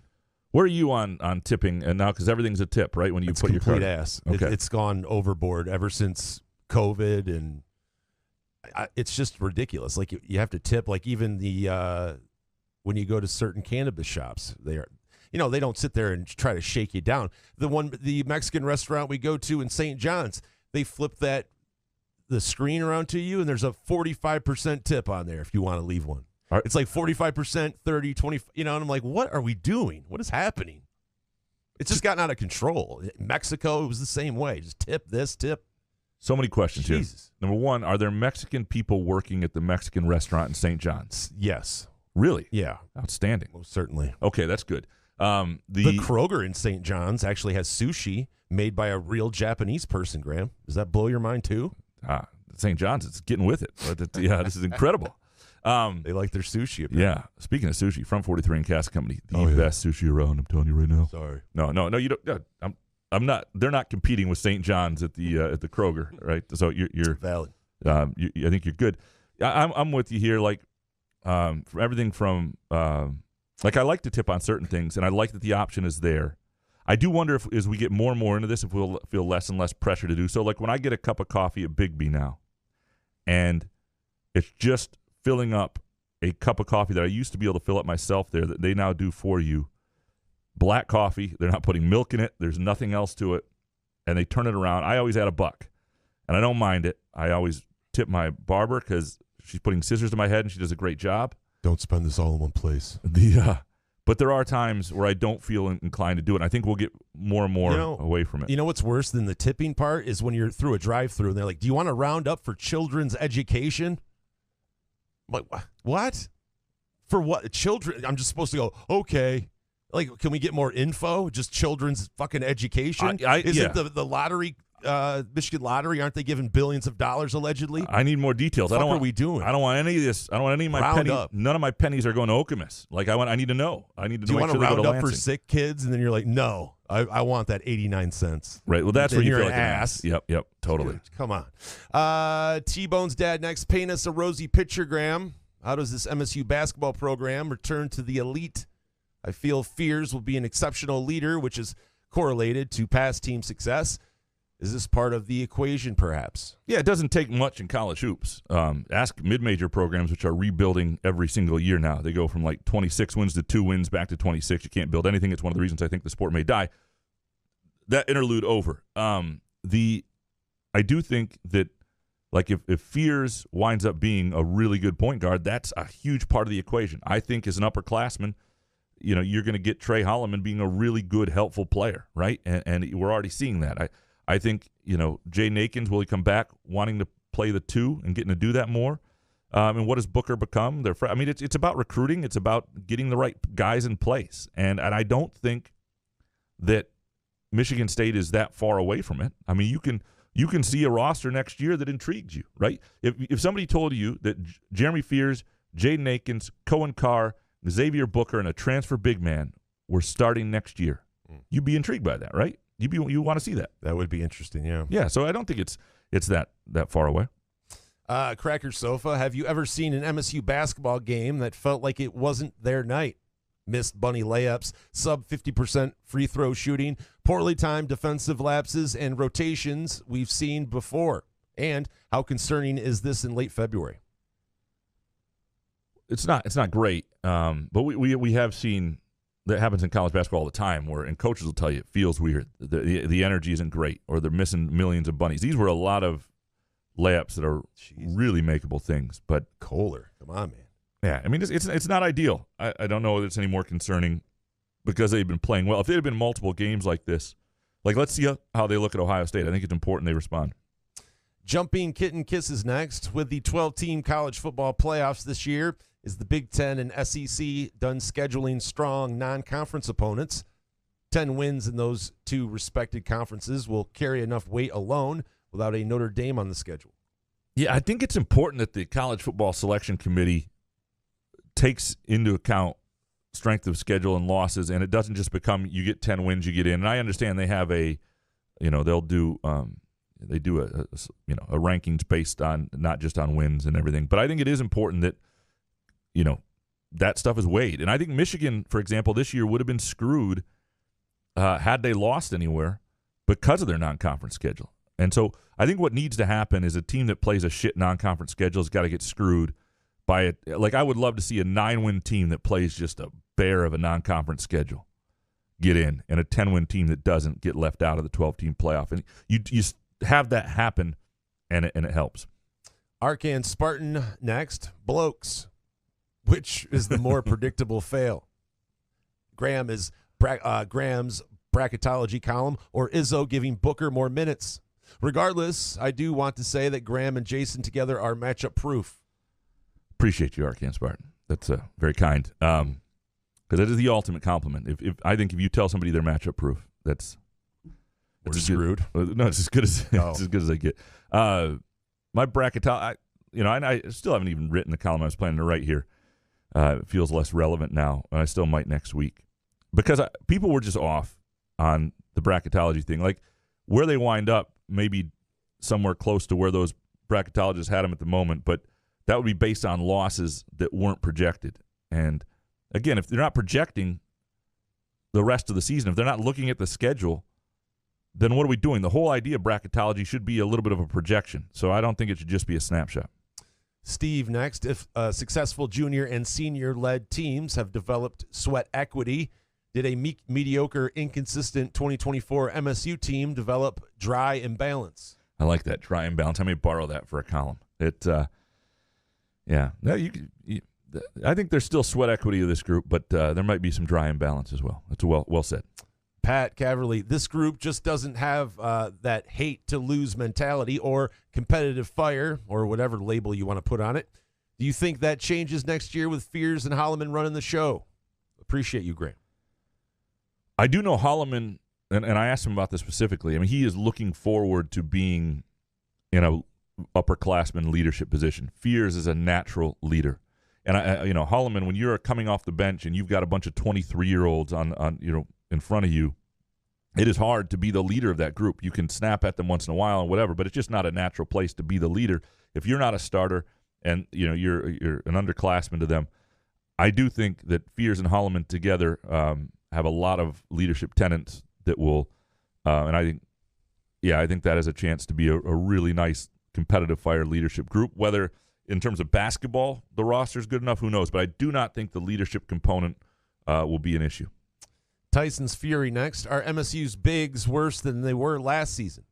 They were bad last year, but holy shit, I don't remember it being as bad as it was this year. Also, Sissoko is still a great person. Yeah, they were this. I mean, they were worse last year. I think the difference is Hauser was another big, so they could play Hauser and Hall at the 4-5 at times, and Hauser was not a great 5. He was undersized, but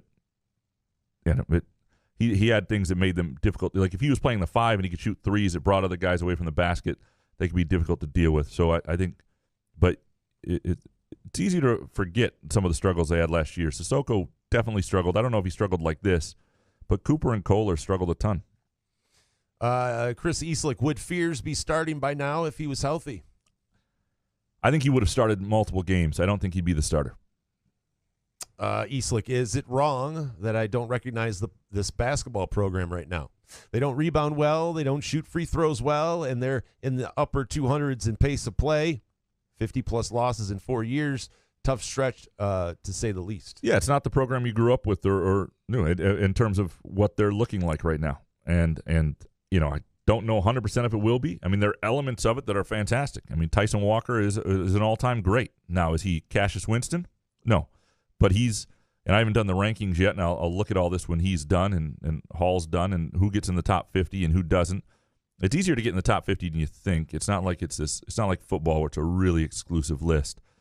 But Walker is the only guy right now who's a surefire top 50 guy. But it's not wrong you don't recognize it. Next one from Eastlick. Can someone get Rex Road a Midtown Brewing gift card? He's awfully cranky at MSU lately. Wants us to hire Narduzzi. Calls MSU a bubble team.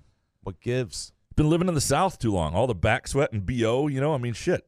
It didn't smell that great when he was up here. Now it's sweating too. I mean, I don't know. Yeah, but the Narduzzi thing was pretty wild. Yeah, I mean, he has a time capsule a little bit from here. Yeah, I love Joe. I miss Joe all the time. But, yeah, and I'm on text change with Joe where you think his opinions are bad on Twitter. He was tweeting or he's does texting that something morning the other radio where you got to fire him out. Yeah, no, I was like, what are we doing here? But Midtown Brewing gift card is a great idea for Joe or for anybody. Just you know how we feel about Midtown, and we're looking to do some more with them actually with March Madness coming around. And our we don't want to ruin it after the live show and the success of that. So yeah, we'll tell you more about what we're doing with the bracket challenge with them coming up. So. Yeah, Dave Lakin next. After recent losses, Izzo said he was out-coached, considering that he is the highest-paid coach in the Big Ten and makes almost twice as much as Iowa's Fran McCaffrey. Would Izzo consider a performance-based salary? Would that incentivize him to utilize the transfer portal? No, he's a 70-year-old man who's got a lot of money. He's got a shit ton. Yeah, he does not need. This isn't. He's not 40 years old trying to get. No, and he's certainly not going to. Money is not going to incentivize him. He was a guy who could have been paid more a lot. I mean, he has not been overpaid relative to basketball coaches. He's somebody who's not paid as much. Wasn't paid as much as Mel Tucker. Often isn't paid as much as the football coach because he understands what football does. Money is not going to incentivize him at this point. I feel if you would have to do that, it's time to wrap it up, though, right? Oh, you have 100%. to put in some incentive shit. Or... If you're doing anything only for money, for a long enough time, you should, everybody has their time period where they need a break from their job or you have a rough couple months. But if you go years when you're doing something for money, do something else if you can. Like Hawaii Spa. Dave Lakin, even though I enjoy a pint of this at the pub, you are correct about the term black and tan being offensive to the Irish. Another problem is finding Bass Ale on tap. Have you tried a Guinness with Blue Moon, black and blue, or with Shock Top, shock and awe? Jesus. Which are wheat beers? Dave, I have had Shock and Awe, and I like it well enough. I like, I'm not a huge wheat beer guy at the moment because it just makes me fatter, and I'm fat enough. Like wheat, I just balloon with wheat. I mean, you're blaming it on the beer, huh? Well, I love when guys do that. And then what happens after? Eat like beer? Complete shit. I got to cut out those beers. Yeah, they have too much wheat in them. Oh, wheat is gets into the system. But oh man. To your point, no. The black and tan thing is very offensive to the Irish. And speaking of, because it's an English soldier, it's, right. They still don't like each other. It's my grandmother to this day. She doesn't.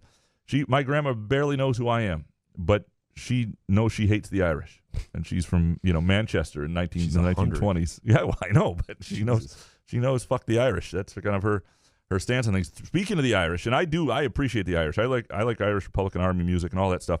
If you're looking for a good place on St. Patrick's Day this year where you can watch hoops and still be out drinking, Front 43 is ideal here. They're going to have all sorts of specials and other things because the key to a good St. Patrick's Day is a bar that doesn't overwhelm you with Irish music when the hoops are on. So Front 43 and Cask and Company, great place for that. You really got to know that balance. St. Patrick's Day should leave March. It should not be against March Madness.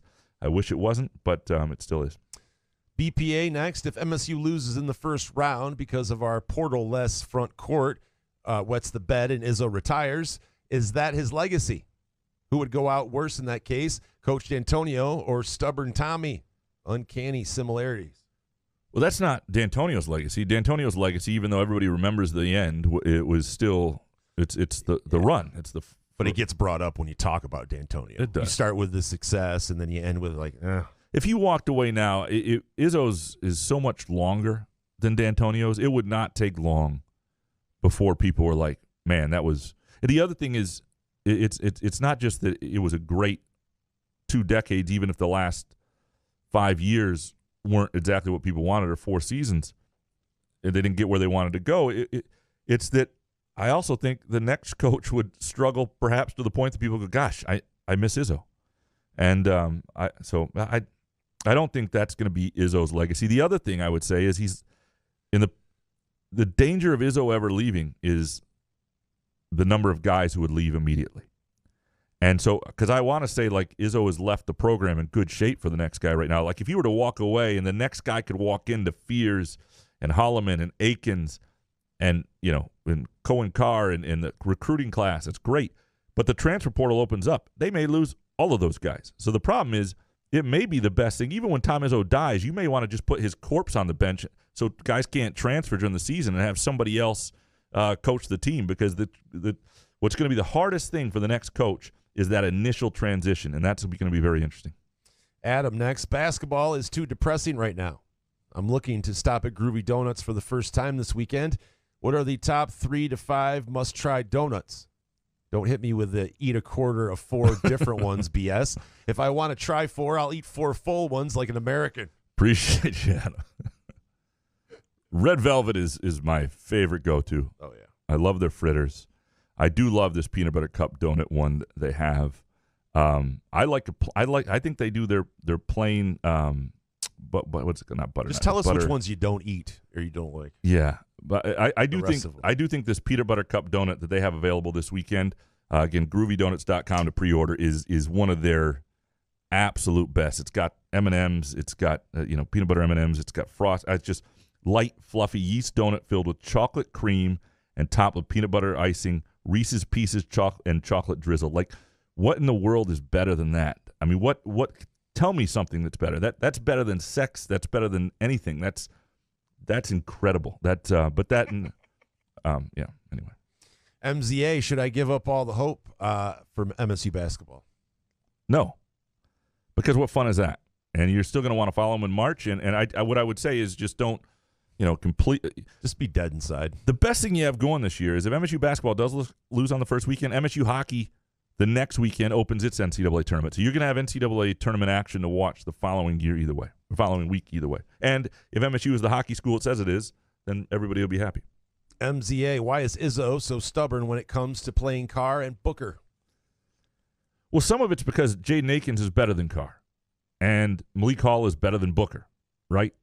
So some of it is in big moments you're going to go with those other guys. The other side of it is, though, I think he is sometimes slow to react to improvement and things that happen in the first half that mean maybe trust them to have a decent second half. I think that's where he's had a mistake. I have no problem with if he plays those guys in the first half and they don't play well or it doesn't go that well, then don't play him in the second half. But when it does go well, I mean, what makes you think they're not going to have a chance to make a positive difference in the second half? It doesn't have to be a long stint, but I think those guys ought to be playing in both halves. MZA, what seed does MSU have if they win at Indiana but lose to Purdue? Let's say they go to the Big Ten tournament, win one, lose one. I would say at this point they're a 7 seed. MZA, perfect meal after a loss. Any loss? What's your go-to? Heroin. No, I don't know. Pizza. It's late at night. You're not supposed to eat after 9. I'll say this: after a loss, be it on the soccer field on a Monday night or in softball on Thursday, front 43. It's where we go, win or lose. And I love the pad thai. It is like an amazing, amazing comfort food after a defeat at front 43 in Cask and Company.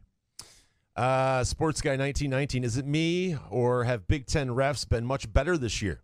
Minimal games with crazy high foul count with a lot of time left. Oh, wait, Bo Borowski retired this year, so it's not a coincidence. We haven't had as many. Maybe it's just because Michigan State's lost them on their own, but there haven't been as many games this year where we said the refs really screwing up my brand. My college refs are ass brand. Yeah. God damn it. Yeah, bring it back. Bring back the ass. No. Professor, who is the one free agent you want the Lions to sign? Is there somebody out there you'd like them to? It's tough because when you look at the free agent list, like it's different because you have to go. They're obviously going to get Brad Holmes kind of guys, Dan Campbell kind of guys, especially in the free agent market. You just don't. Are these guys willing to buy in? Because you saw, we needed a defensive tackle. If you don't like the guy's attitude or if you think he's not going to be a fit, that's why it's hard to figure out right now.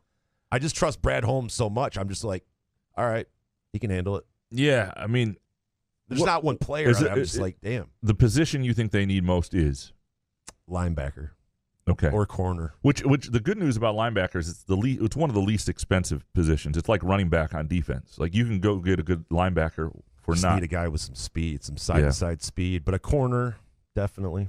Yeah. DMB, why is Frandor so weird? Favorite places to eat there? You set me up for front 43 and Cask and Company. It's not technically Frandor. It's a little easier to get to than Frandor. A lot easier. A lot easier to get to. Yeah. But, front 43 and Cask and Company, hands down. Frandor is for those of you who don't know what Frandor is, if you're not from the Lansing area, but if you went to Michigan State, you know it. It's Bermuda Triangle. Yeah, Lansing. It's like it's a tough place to park and get in and out of. But it used to be like an indoor. It was like you parked outdoors, but it was a kind of an indoor mall, so to speak. You went store to store.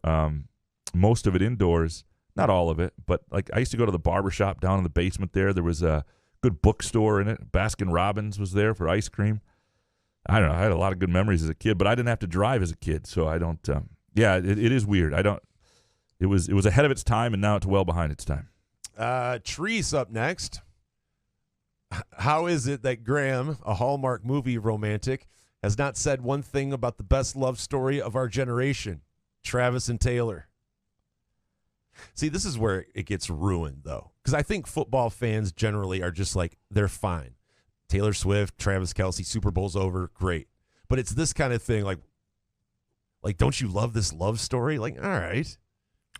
Great. I don't know yet if it's legit. The thing about a good Hallmark movie is you can see it early on. You can feel the sparks. And Travis is going full Rube in some of these when he's grabbing a microphone, hammered out of his mind. So I know those looks from women when you're hammered out of your brain. And so is Taylor Swift close to Therese then? I mean, her patience. Oh, absolutely. Yeah. The other interesting side note on this: Hallmark on Friday is filming a Christmas movie that's partly using the Detroit Free Press. I thought about going over there and making a call to Sharon Lawrence to see if she could get me in. You have her number? Yeah, I do. Wow. I do. I have contact with. Yeah. Can we have her on the show? We could do a summer thing with Sharon Lawrence. She'd be happy to come on. Yeah. We should bring Jake Hawkins in though. He gets 5 questions on the would NYPD Blue going back to he has great questions about those shows. He does. He's in depth and loves those things. Yeah, no, I thought about just hanging around to try and be an extra tomorrow. It might be weird. Like, why is Graham never comes to the Free Press? He's not wearing pants. Yeah, well, that would be the other weird situation. I'd be trying different. Why does he have outfits. a 9-year-old soccer team with him? Okay, now we're just getting weird altogether. Some dude. So how many balls does Baney have? Maybe 3 or 4. Well, he has 1 ball. Well, yeah, we can't tell you at this point. That would be a HIPAA violation. Some dude. Thanks to Jason for calling out Gus Johnson. Did you guys experience the Big Ten Network broadcast of the duel in the D hockey game? It's pretty bad when the dude in the studio is texting in blowjob instructions for the guys in the booth during the game to administer to the Michigan program when MSU was in first place and Michigan was in fifth.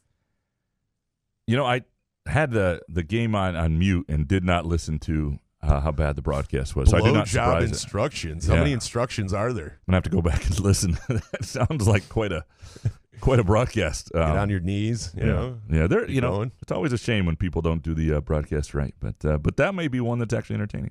Yeah. Some dude. How ready is Booker? What does lack of motor mean? Is this code for something like lazy, or does he just not get certain things? Is the motor on now? Lack of motor can be lazy. I think it's a lack of understanding what it takes sometimes. When there's a young player that lacks a motor, sometimes it's just a lack of understanding of what it takes, play to play, the intensity of the game, and they've gotten away with just being longer, bigger, more skilled for a long time. If it's something like, Brandon Dawson used to get accused of that at times, and I don't know if lazy is the right word, but he would have games where his motor wasn't great, and then at the end of his career, he had some games where he Lazy was is not incredible. the right word. That's why you say that he doesn't have a motor. Right. Yeah. Yeah, for sure. Here we go. Clint One Ball Baney. Will Booker get more than 10 minutes during his next game?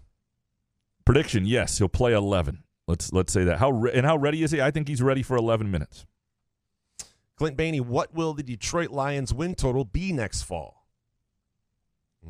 You had to guess I it. kind of did this. I know that the schedule is out, but dates aren't announced yet. I got to say, they're at Houston, at Indy, at San Fran, at Dallas, Bills at the at home. Schedule's tougher than this year. I picked 13 wins. Holy shit. Yeah. I don't know. Maybe I'm wrong, but What do you think- Seattle's at home. What do you think the over-under will be? Do you think it'll be 10.5 or 11.5? 10.5, I'm guessing, is what they'll set it at. Yeah, but I think that they know the Lions fans. I think maybe 11.5. Oh, then I'd bet the under. But I don't want to bet the under on the Lions, but I would take Right. under 11.5. If I wouldn't do it, though, because I don't want to be rooting against the Lions all year. That would be messed up. Clint Baney, Detroit Tigers over-under total. Well, 79.5, you're seeing most places. You can check it out in the Firekeepers iCasino and Sportsbook app. What do you think they hit this year, if you had to guess it? I like, what was the over-under, 79.5? Yeah. I'm thinking like 87 Oh, wow. wins. That high, wow. Yeah, I'm starting to buy in, which is stupid. You are bought in. 87, I love it. Yeah, that's great. Everybody's healthy now. Yeah, I think it'll be. Biggie's in the best shape of his life. I think it'll be 82, 83. Fart soup next. During the Grammys broadcast, my wife said the man on TV playing piano sounded like Elton John. That man was in fact Billy Joel. I then proceeded to make her listen to an hour worth of Billy Joel music, explaining in great depth just how not Elton John Billy Joel is. Did I go too far? Has either of your wives overly slandered an American legend that you just assumed everyone knew? Have you had an experience like this? Yeah, but I mean, these guys are getting up there. Billy Joel, they are morphing into each other, it seems like. Well, they I toured. feel like you could get. They toured together, right? That's part Yeah. of it too. So I can see how you would like. I don't think that's really a diss towards Billy Joel, to be honest. They're different. I would take Billy Joel over They're both Elton John. legends. Yeah, I would take Billy Joel over Elton John slightly. I like peak don't Billy know. Joel. Uptown Girl, pretty damn good. There's some great. I don't know. It's good. It depends if you're from London or New York or Long Island or whatever. Why? Well, whether you like one of those, who you like there. My wife is occasionally. So there are things that happen in like 1994 and mid 90s that are like cultural things. Everybody knows Shawshank Redemption, right? Everybody knows the movies of that era, Schindler's List, and she was like 7 years old when those hit. And so there's certain movies there I assume she knows that it was a long time before I made her watch Shawshank, and I just made her watch it. Like I was not going to do another date with her until we watched Shawshank Redemption, because I was just annoyed that she hadn't seen it, and it bothered me to no end. So she had to endure that with me once, and there are a few moments like that. Yeah. All right, fart soup. In the past, I've heard Couch say about himself, if I had any discipline, do you think I would be this fat? Which begs the question, at what point in life have you ever stopped and said to yourself, this is the fattest thing I've ever done? Oh, multiple times. Fat kid things with food. Well, A lot. I don't know.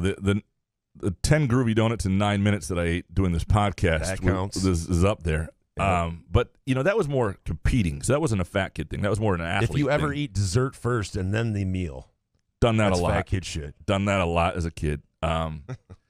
Yeah. No, I've had a few moments where I think most of it involves wife being away, pizza ordered. I'm not going to eat this all in one sitting. The house is mine. Oops, I ate it all in one sitting. Yeah, that's usually the fattest. Those are the fattest things. So. Mojo Jojo. You're LeBron. Not hard for Graham to imagine. And you got one last 2 to 3 seasons of window. Do you stick it out with the LA Lakers or request a trade to go for one more ring? I think he's going to play till he's like 47, I think. Do you think he's going to I just don't see him retire. I mean, unless there's some catastrophic injury, obviously. So there's a weird thing with his son, who I don't think is ready for the NBA, and I hope stays in college. And I just don't he's think never going to be ready for the NBA. Yeah, and I'm not sure that'd be fun for him. I don't want to be somewhere only because of my dad. I mean, people will draft him because they want his dad to go there. If I were LeBron, though, and so maybe he goes somewhere where that happens. But if I were LeBron, I would look hard at. I don't know. I would look hard at going somewhere else if the Lakers aren't going to do it. What franchise do you want to destroy, LeBron? Yeah, go destroy Cleveland again. Make him. But other you're a free agent, you can go there without. The thing that'll be interesting with LeBron is at the very end, and he's not a guy who takes has taken less money, but as a free agent, he could essentially take less money to go somewhere. He makes you trade picks for certain guys, and that's why he's got to go somewhere that's like it would make sense to go back to Miami, a place where the age of like their star Jimmy Butler is. That fits his timetable. They've got a lot of other young pieces. That would be so wild. It would be. But like Cleveland, like they got a really nice thing going. LeBron, don't screw that up. Like I would say Miami would be it. Mojo Jojo. You're Bronny, and despite the decades-long hype, you have a pretty middling season on a middling USC team. No one but your dad thinks you have an NBA shot. Do you stick it out at USC? Or didn't we just talk about this? Yeah. Go down a level and become the number one option go-to.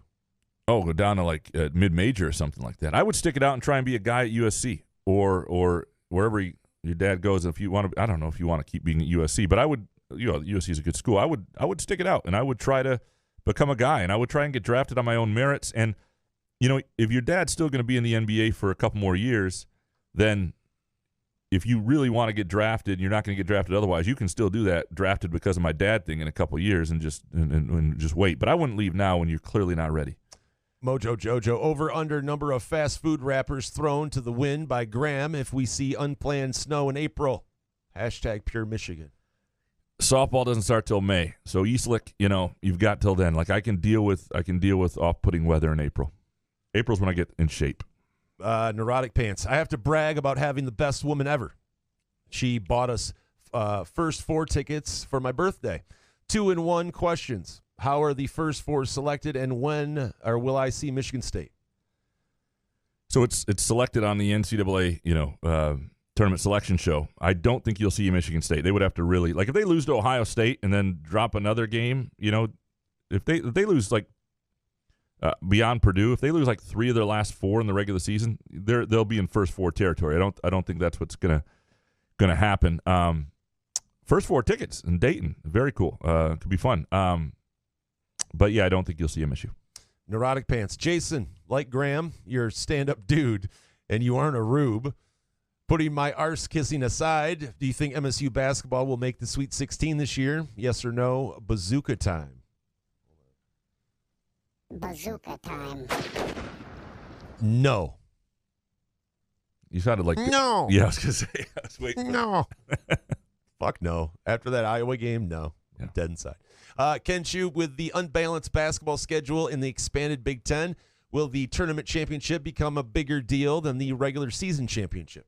It will not, I don't think. If the Big Ten wants this, they got to move their championship off of Sunday. It can't until then. You can't have something that's a championship that 10 minutes later nobody's celebrating and nobody cares about because you have the brackets. You can't have it that close. The Big Ten cannot have its cake and eat it too on this. If it wants the TV spot right before the selection show, that's fine for its championship, but it'll always be a game that, A, doesn't matter for NCAA tournament seeding, and the NCAA selection committee has said so, and B, a game that's largely irrelevant quickly after. If they want this to be a bigger deal, it's got to be Saturday's the championship. But I also I just think the NCAA tournament is the single elimination tournament that's great.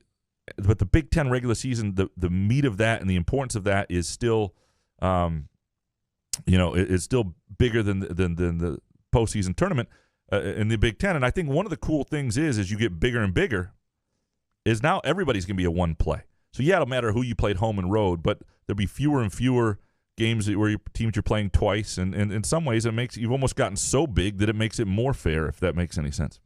NPC softball, Dad. Since there are 18 teams and no divisions in the Big Ten, can we all call the standings? Can we call the standings the table going forward? Like in English soccer, it should be. Yeah, once you get beyond 16, I think it's a table. It's not standings. NPC. Is it wrong that I hope Winthrop's campus burns to the ground because they lost tonight when they were a minus 520 favorite? Nope. When you're above minus 500, you have to take care of business. That is as long as you don't go through with it, you can say whatever. Yeah. Do not go through with it. We not, for legal purposes, we're not encouraging that here. NPC. Although I will say this: Penn State, after the way they beat Illinois in their old barn, if they ever play another game in Bryce Jordan Center, they're crazy. Bryce Jordan Center has needed a gas leak with nobody inside, of course, in the worst way for a long time. And Penn State actually has a home court advantage in their old barn. Go back to it. The only person in there is Dan Dockage. NPC, heard you ask about which game I lost on my 18-leg college baseball parlay. I had no expectation of winning, but as they say, you'd rather get blown out than lose a heartbreaker. This axiom holds true in my case. You were correct that the team were all heavy favorites, minus 200 or better. Would have been $48 on a 25-cent bet. Holy shit. The money is secondary to being able to say I hit an 18-leg parlay. Here's why you should be glad you didn't hit it, though. When you hit $48 on a 25-cent bet, imagine if you would bet $25. That's the way my brain would start going. Why didn't I bet more? So just think of it like that. You were spared that thought. And are you going to brag about it at a party, though, that you hit an 18-legger? I might. You might. You would, wouldn't you? Nah. Okay. I don't know. NPC, Wormwoods closed years ago, I've learned. After Tuesday night, there's no chance MSU is higher than a 10 seed. This was actually an email from NPC, as was the previous one. Wormwoods is the restaurant that he and I were gonna meet at, and we're going to pay off a bet at regarding Michigan State seating in Saco, Maine. So Wormwood's closed. I did not realize that. It's very sad. Matt Venny, as a fan, what game made you the happiest, most heartbroken, most angry? Can be any team from any sport. Here's mine in order. Happiest, 2015 MSU football beats Michigan. Heartbroken, 2011 MSU football falls to Wisconsin in the Big Ten Championship. And angry, 2018 MSU football falls at Arizona State. Those are good ones. Do you have what's your happiest a team has ever made you? Was it this year's Lions? Well, yeah. Okay. Absolutely. Most heartbroken? The Michigan State North Carolina championship game where they was that 09 where they were down 40 saving early. Detroit. Yeah. Most angry. The 49er games. Yeah. I seriously, it took a part of my soul, so I have to say that. I don't know if I was angry, but I was devastated. But yeah, I'm not even sure 100% on the happiest, but it's probably Pistons 89, something like that. 9-year-old Graham, just like that far. But. Yeah, just more heartbroken is probably like any Lions Labor Day loss from 1991 to 97 when I didn't handle it well. Most angry would be the same. Probably threw a chair, got it pissed off. But yeah, right in that range. Next one from Venny. Between the college football committee keeping FSU out of the playoffs and now wanting to change the NCAA tournament, when does Graham go on a hunger strike? That would not be my particular form of striking of protest, as you can can What if we put you up on a billboard on 496 or 127 there? And said, stay up there. And said, I'm doing a hunger strike? Yeah. Yeah. No, you can eat. We'll give you food up there. Well, that defeats the purpose. No, but you're not coming down until they have it 6 fouls. I'd rather get skinny and go on a hunger strike. It'd never make it. Yeah, that's probably if they change the NCAA tournament, I will be royally pissed. And again, I'm not kidding when I say like that. We need to follow through as obituary writers. Like maybe even include the families and the spouses, because if you are part of that, if you screw up the NCAA tournament, that is your legacy. That is your legacy beyond anything, and that is the first line in your obituary. Jay Riemenschneider next. couldn't bring myself to watch Michigan versus MSU basketball, so I took myself to Better Times and rewatched Michigan versus MSU football. By game's end, who had a higher percentage of fans in the crowd? Michigan fans at Spartan Stadium or Spartan fans at Chrysler? I don't remember the end of the Michigan State football game. Part of that is because I'm doing the quick takes, and I just don't recall what that looked like. I know a lot of Michigan State fans had left. Obviously, it was 49-0. So I would say the percentage was probably higher Michigan, just because so many people had left. But I don't. And the Michigan State game was close from basketball until the final 10 minutes. So I would guess it was the football game. Riemann Schneider. Should Sharon Moore and Michigan fans be mad at Harbaugh for gutting the staff, or feel relief because the NCAA may take it lighter on them because most staffers aren't there anymore? I'm not shocked or hurt by the departures. And for the record, I still don't think the NCAA is going to hit Michigan that hard. Well, Sharon Moore gets a great gig, got a great dream job. Regardless of, you're going to have to do some rebuilding here and there, and that's going to happen when the coaching staff leaves. And Jim Harbaugh got you a national title, so I don't think you're hurt or upset or anything. I think you're just grateful for that. Yeah, Beppe Plum. Number 1, when Graham retires, will he be a Spartan fan again? 2, when Jason retires, will he be a Graham fan again? 3, when Izzo retires, will Draymond have a chance at the job? And 4, when Andrew and Monica retire, will Graham flee the state? I had nothing to add to the show today. I think that's pretty good. Did. Yeah, that's pretty good. Yeah, Andrew, if Groovy Donuts goes away, I'm fucking done. I'm going to Canada or something and live at Tim Hortons. Right. Draymond Green, I don't think wants to do this. I've asked him about it. I think he'd be good at it. I don't know that they would just go to him without any proven stuff, but he would be an interesting choice. Jason retires, you'd have to ask him. I think he would. I'm not a Graham fan now. What do you mean when I retire? I'm just kidding. I will not be. I don't think I'll be a Michigan State, because I just haven't been that since I was very early 20s. But you'll be able to gamble on them. I will do that. Yep. Yes. Tyler Simmons, will you guys be playing the new NCAA football video game when it comes out this summer? Not a big video games guy anymore. Probably not in the summer. I know, but I saw like a preview of it or what. Looked pretty sweet. Yeah, because I loved NCAA football. It was awesome. Yeah, no, but I'm not I'm with you. I don't have a console. Yeah, I think I'm too old for the shit. So I don't know, but I really want to play that game. It's not been my thing, but yeah, I would give it a try. And I just don't like the problem with video games is if I don't know, if you lose, I get frustrated and I can't get better fast enough, and it's all in my hands, and I get it's I don't know, it's very frustrating. Really? Yeah, I get very frustrated very quickly. David Cox next. Do you notice your listenership go down after losses? I just don't want anything to hear any MSU. What the fuck? I just don't want anything to hear any MSU after a pathetic loss. Oh, he just doesn't want to hear anything about MSU. What I guess. are you putting together for me? I'm sorry. Pain. Will sports ever make me happy again? They will after they beat Ohio State, but it depends. Sometimes our listenership's, first of all, our listenership's pretty steady. We developed that, and we feel good about that. But there are times after big wins and big losses, like people will listen and interact angry, and that's sometimes just as big as a big win. Dark Antonio, both MSU and Michigan will be substantially different football teams next year, coaches and players. So if you had to make a prediction based on how things look today, what's the final score October 26th? So the hardest thing I think we can kind of look at Michigan State and say, new coach, there'll be new coach energy, won't be a horrible team. The roster shouldn't be awful. New quarterback. They should be a middling team, like a 500 team, 6-7 win team. They have a chance to be. The real question is what's Michigan going to look like? And I have no concept of that based on the guys they've lost, the new staff, how good they'll be. That game is at Michigan this year. So, at this certainly where the programs are, you'd have to pick Michigan. But I don't know that it's a blowout because I don't think we know what Michigan is. Next one from Dark Mantonio. Can Kansas City and Kansas claim the Royals and Chiefs too, even though it's a different Kansas City? Absolutely. If you're in Grand Rapids, you can claim the Pistons and Red Wings, and different state, and absolutely. You're right across. You're right there. I mean, you're right freaking there. Absolutely. Next one from Dark. Seems like there will be about 5 quarterbacks and 5 wide receivers drafted in the first round.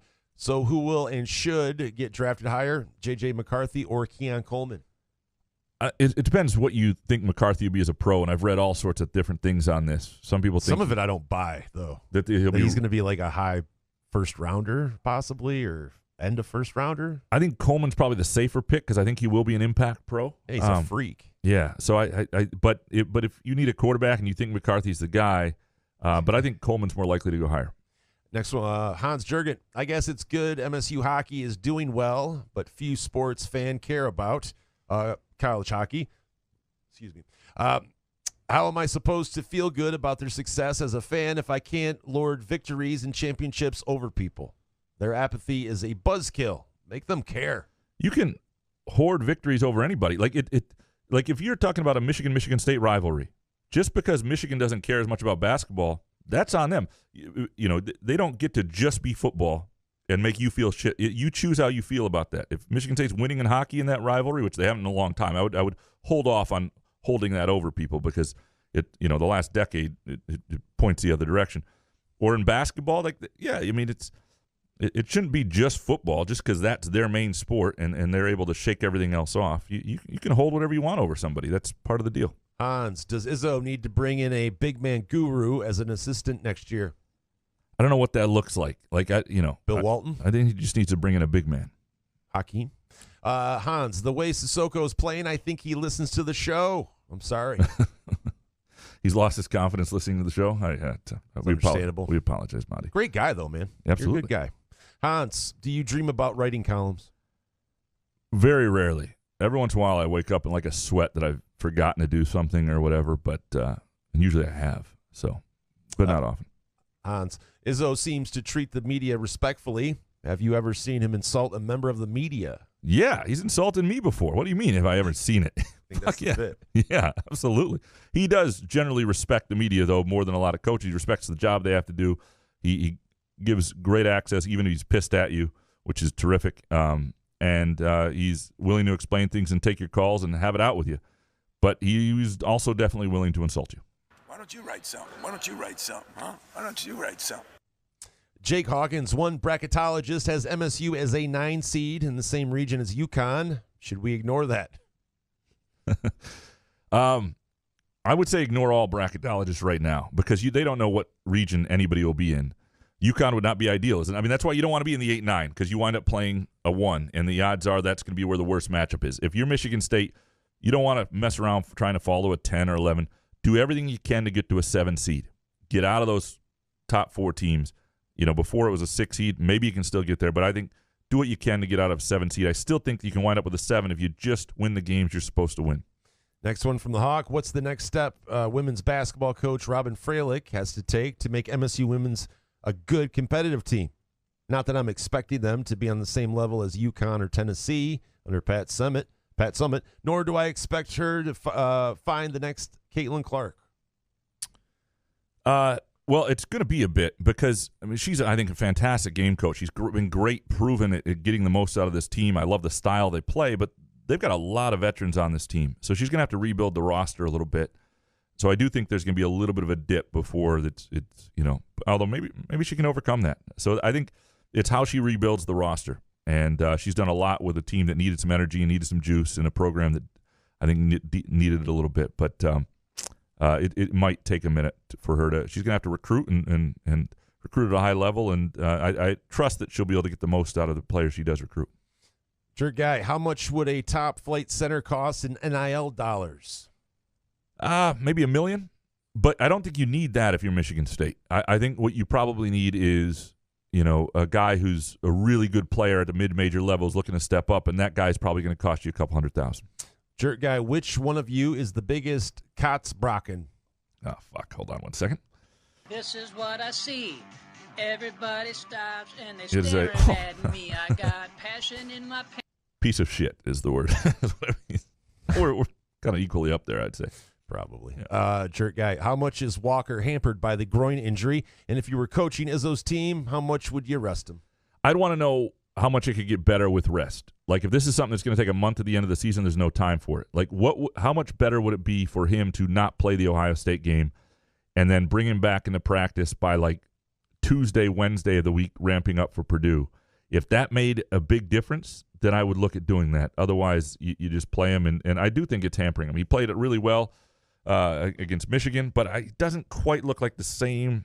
I don't know. You can just see it once in a while that he's just hobbled a little bit. It doesn't look quite like the same guy. Last question by the Jerk guy. What was the best thing Jason had smuggled to him in prison? Toothbrush? They could probably give you one an of those. LSJ print edition. Oh, man. They had to boof it. I had to read Graham's column. Everybody thought you were like hiding a knife inside it. You just wanted the paper itself. Yeah. It was very cool. Yeah, it's well, I appreciate you for that. We appreciate all of you for your Twitter questions and producing our show as always. We appreciate all of them. We really do. We appreciate Groovy Donuts. Go to groovydonuts.com. Place your orders today. Just swing on by either location, 7 a.m. to 1 p.m. Thursday through Sunday. That's Lake Lansing Road in East Lansing and also in Williamston. Thanks to Front 43 and Cask & Company. Great place to watch the game this weekend or anytime. We appreciate our friends at Firekeepers iCasino and Sportsbook app. We'll be back on Monday. Good show, man. Yeah, man. Couch in the Roof.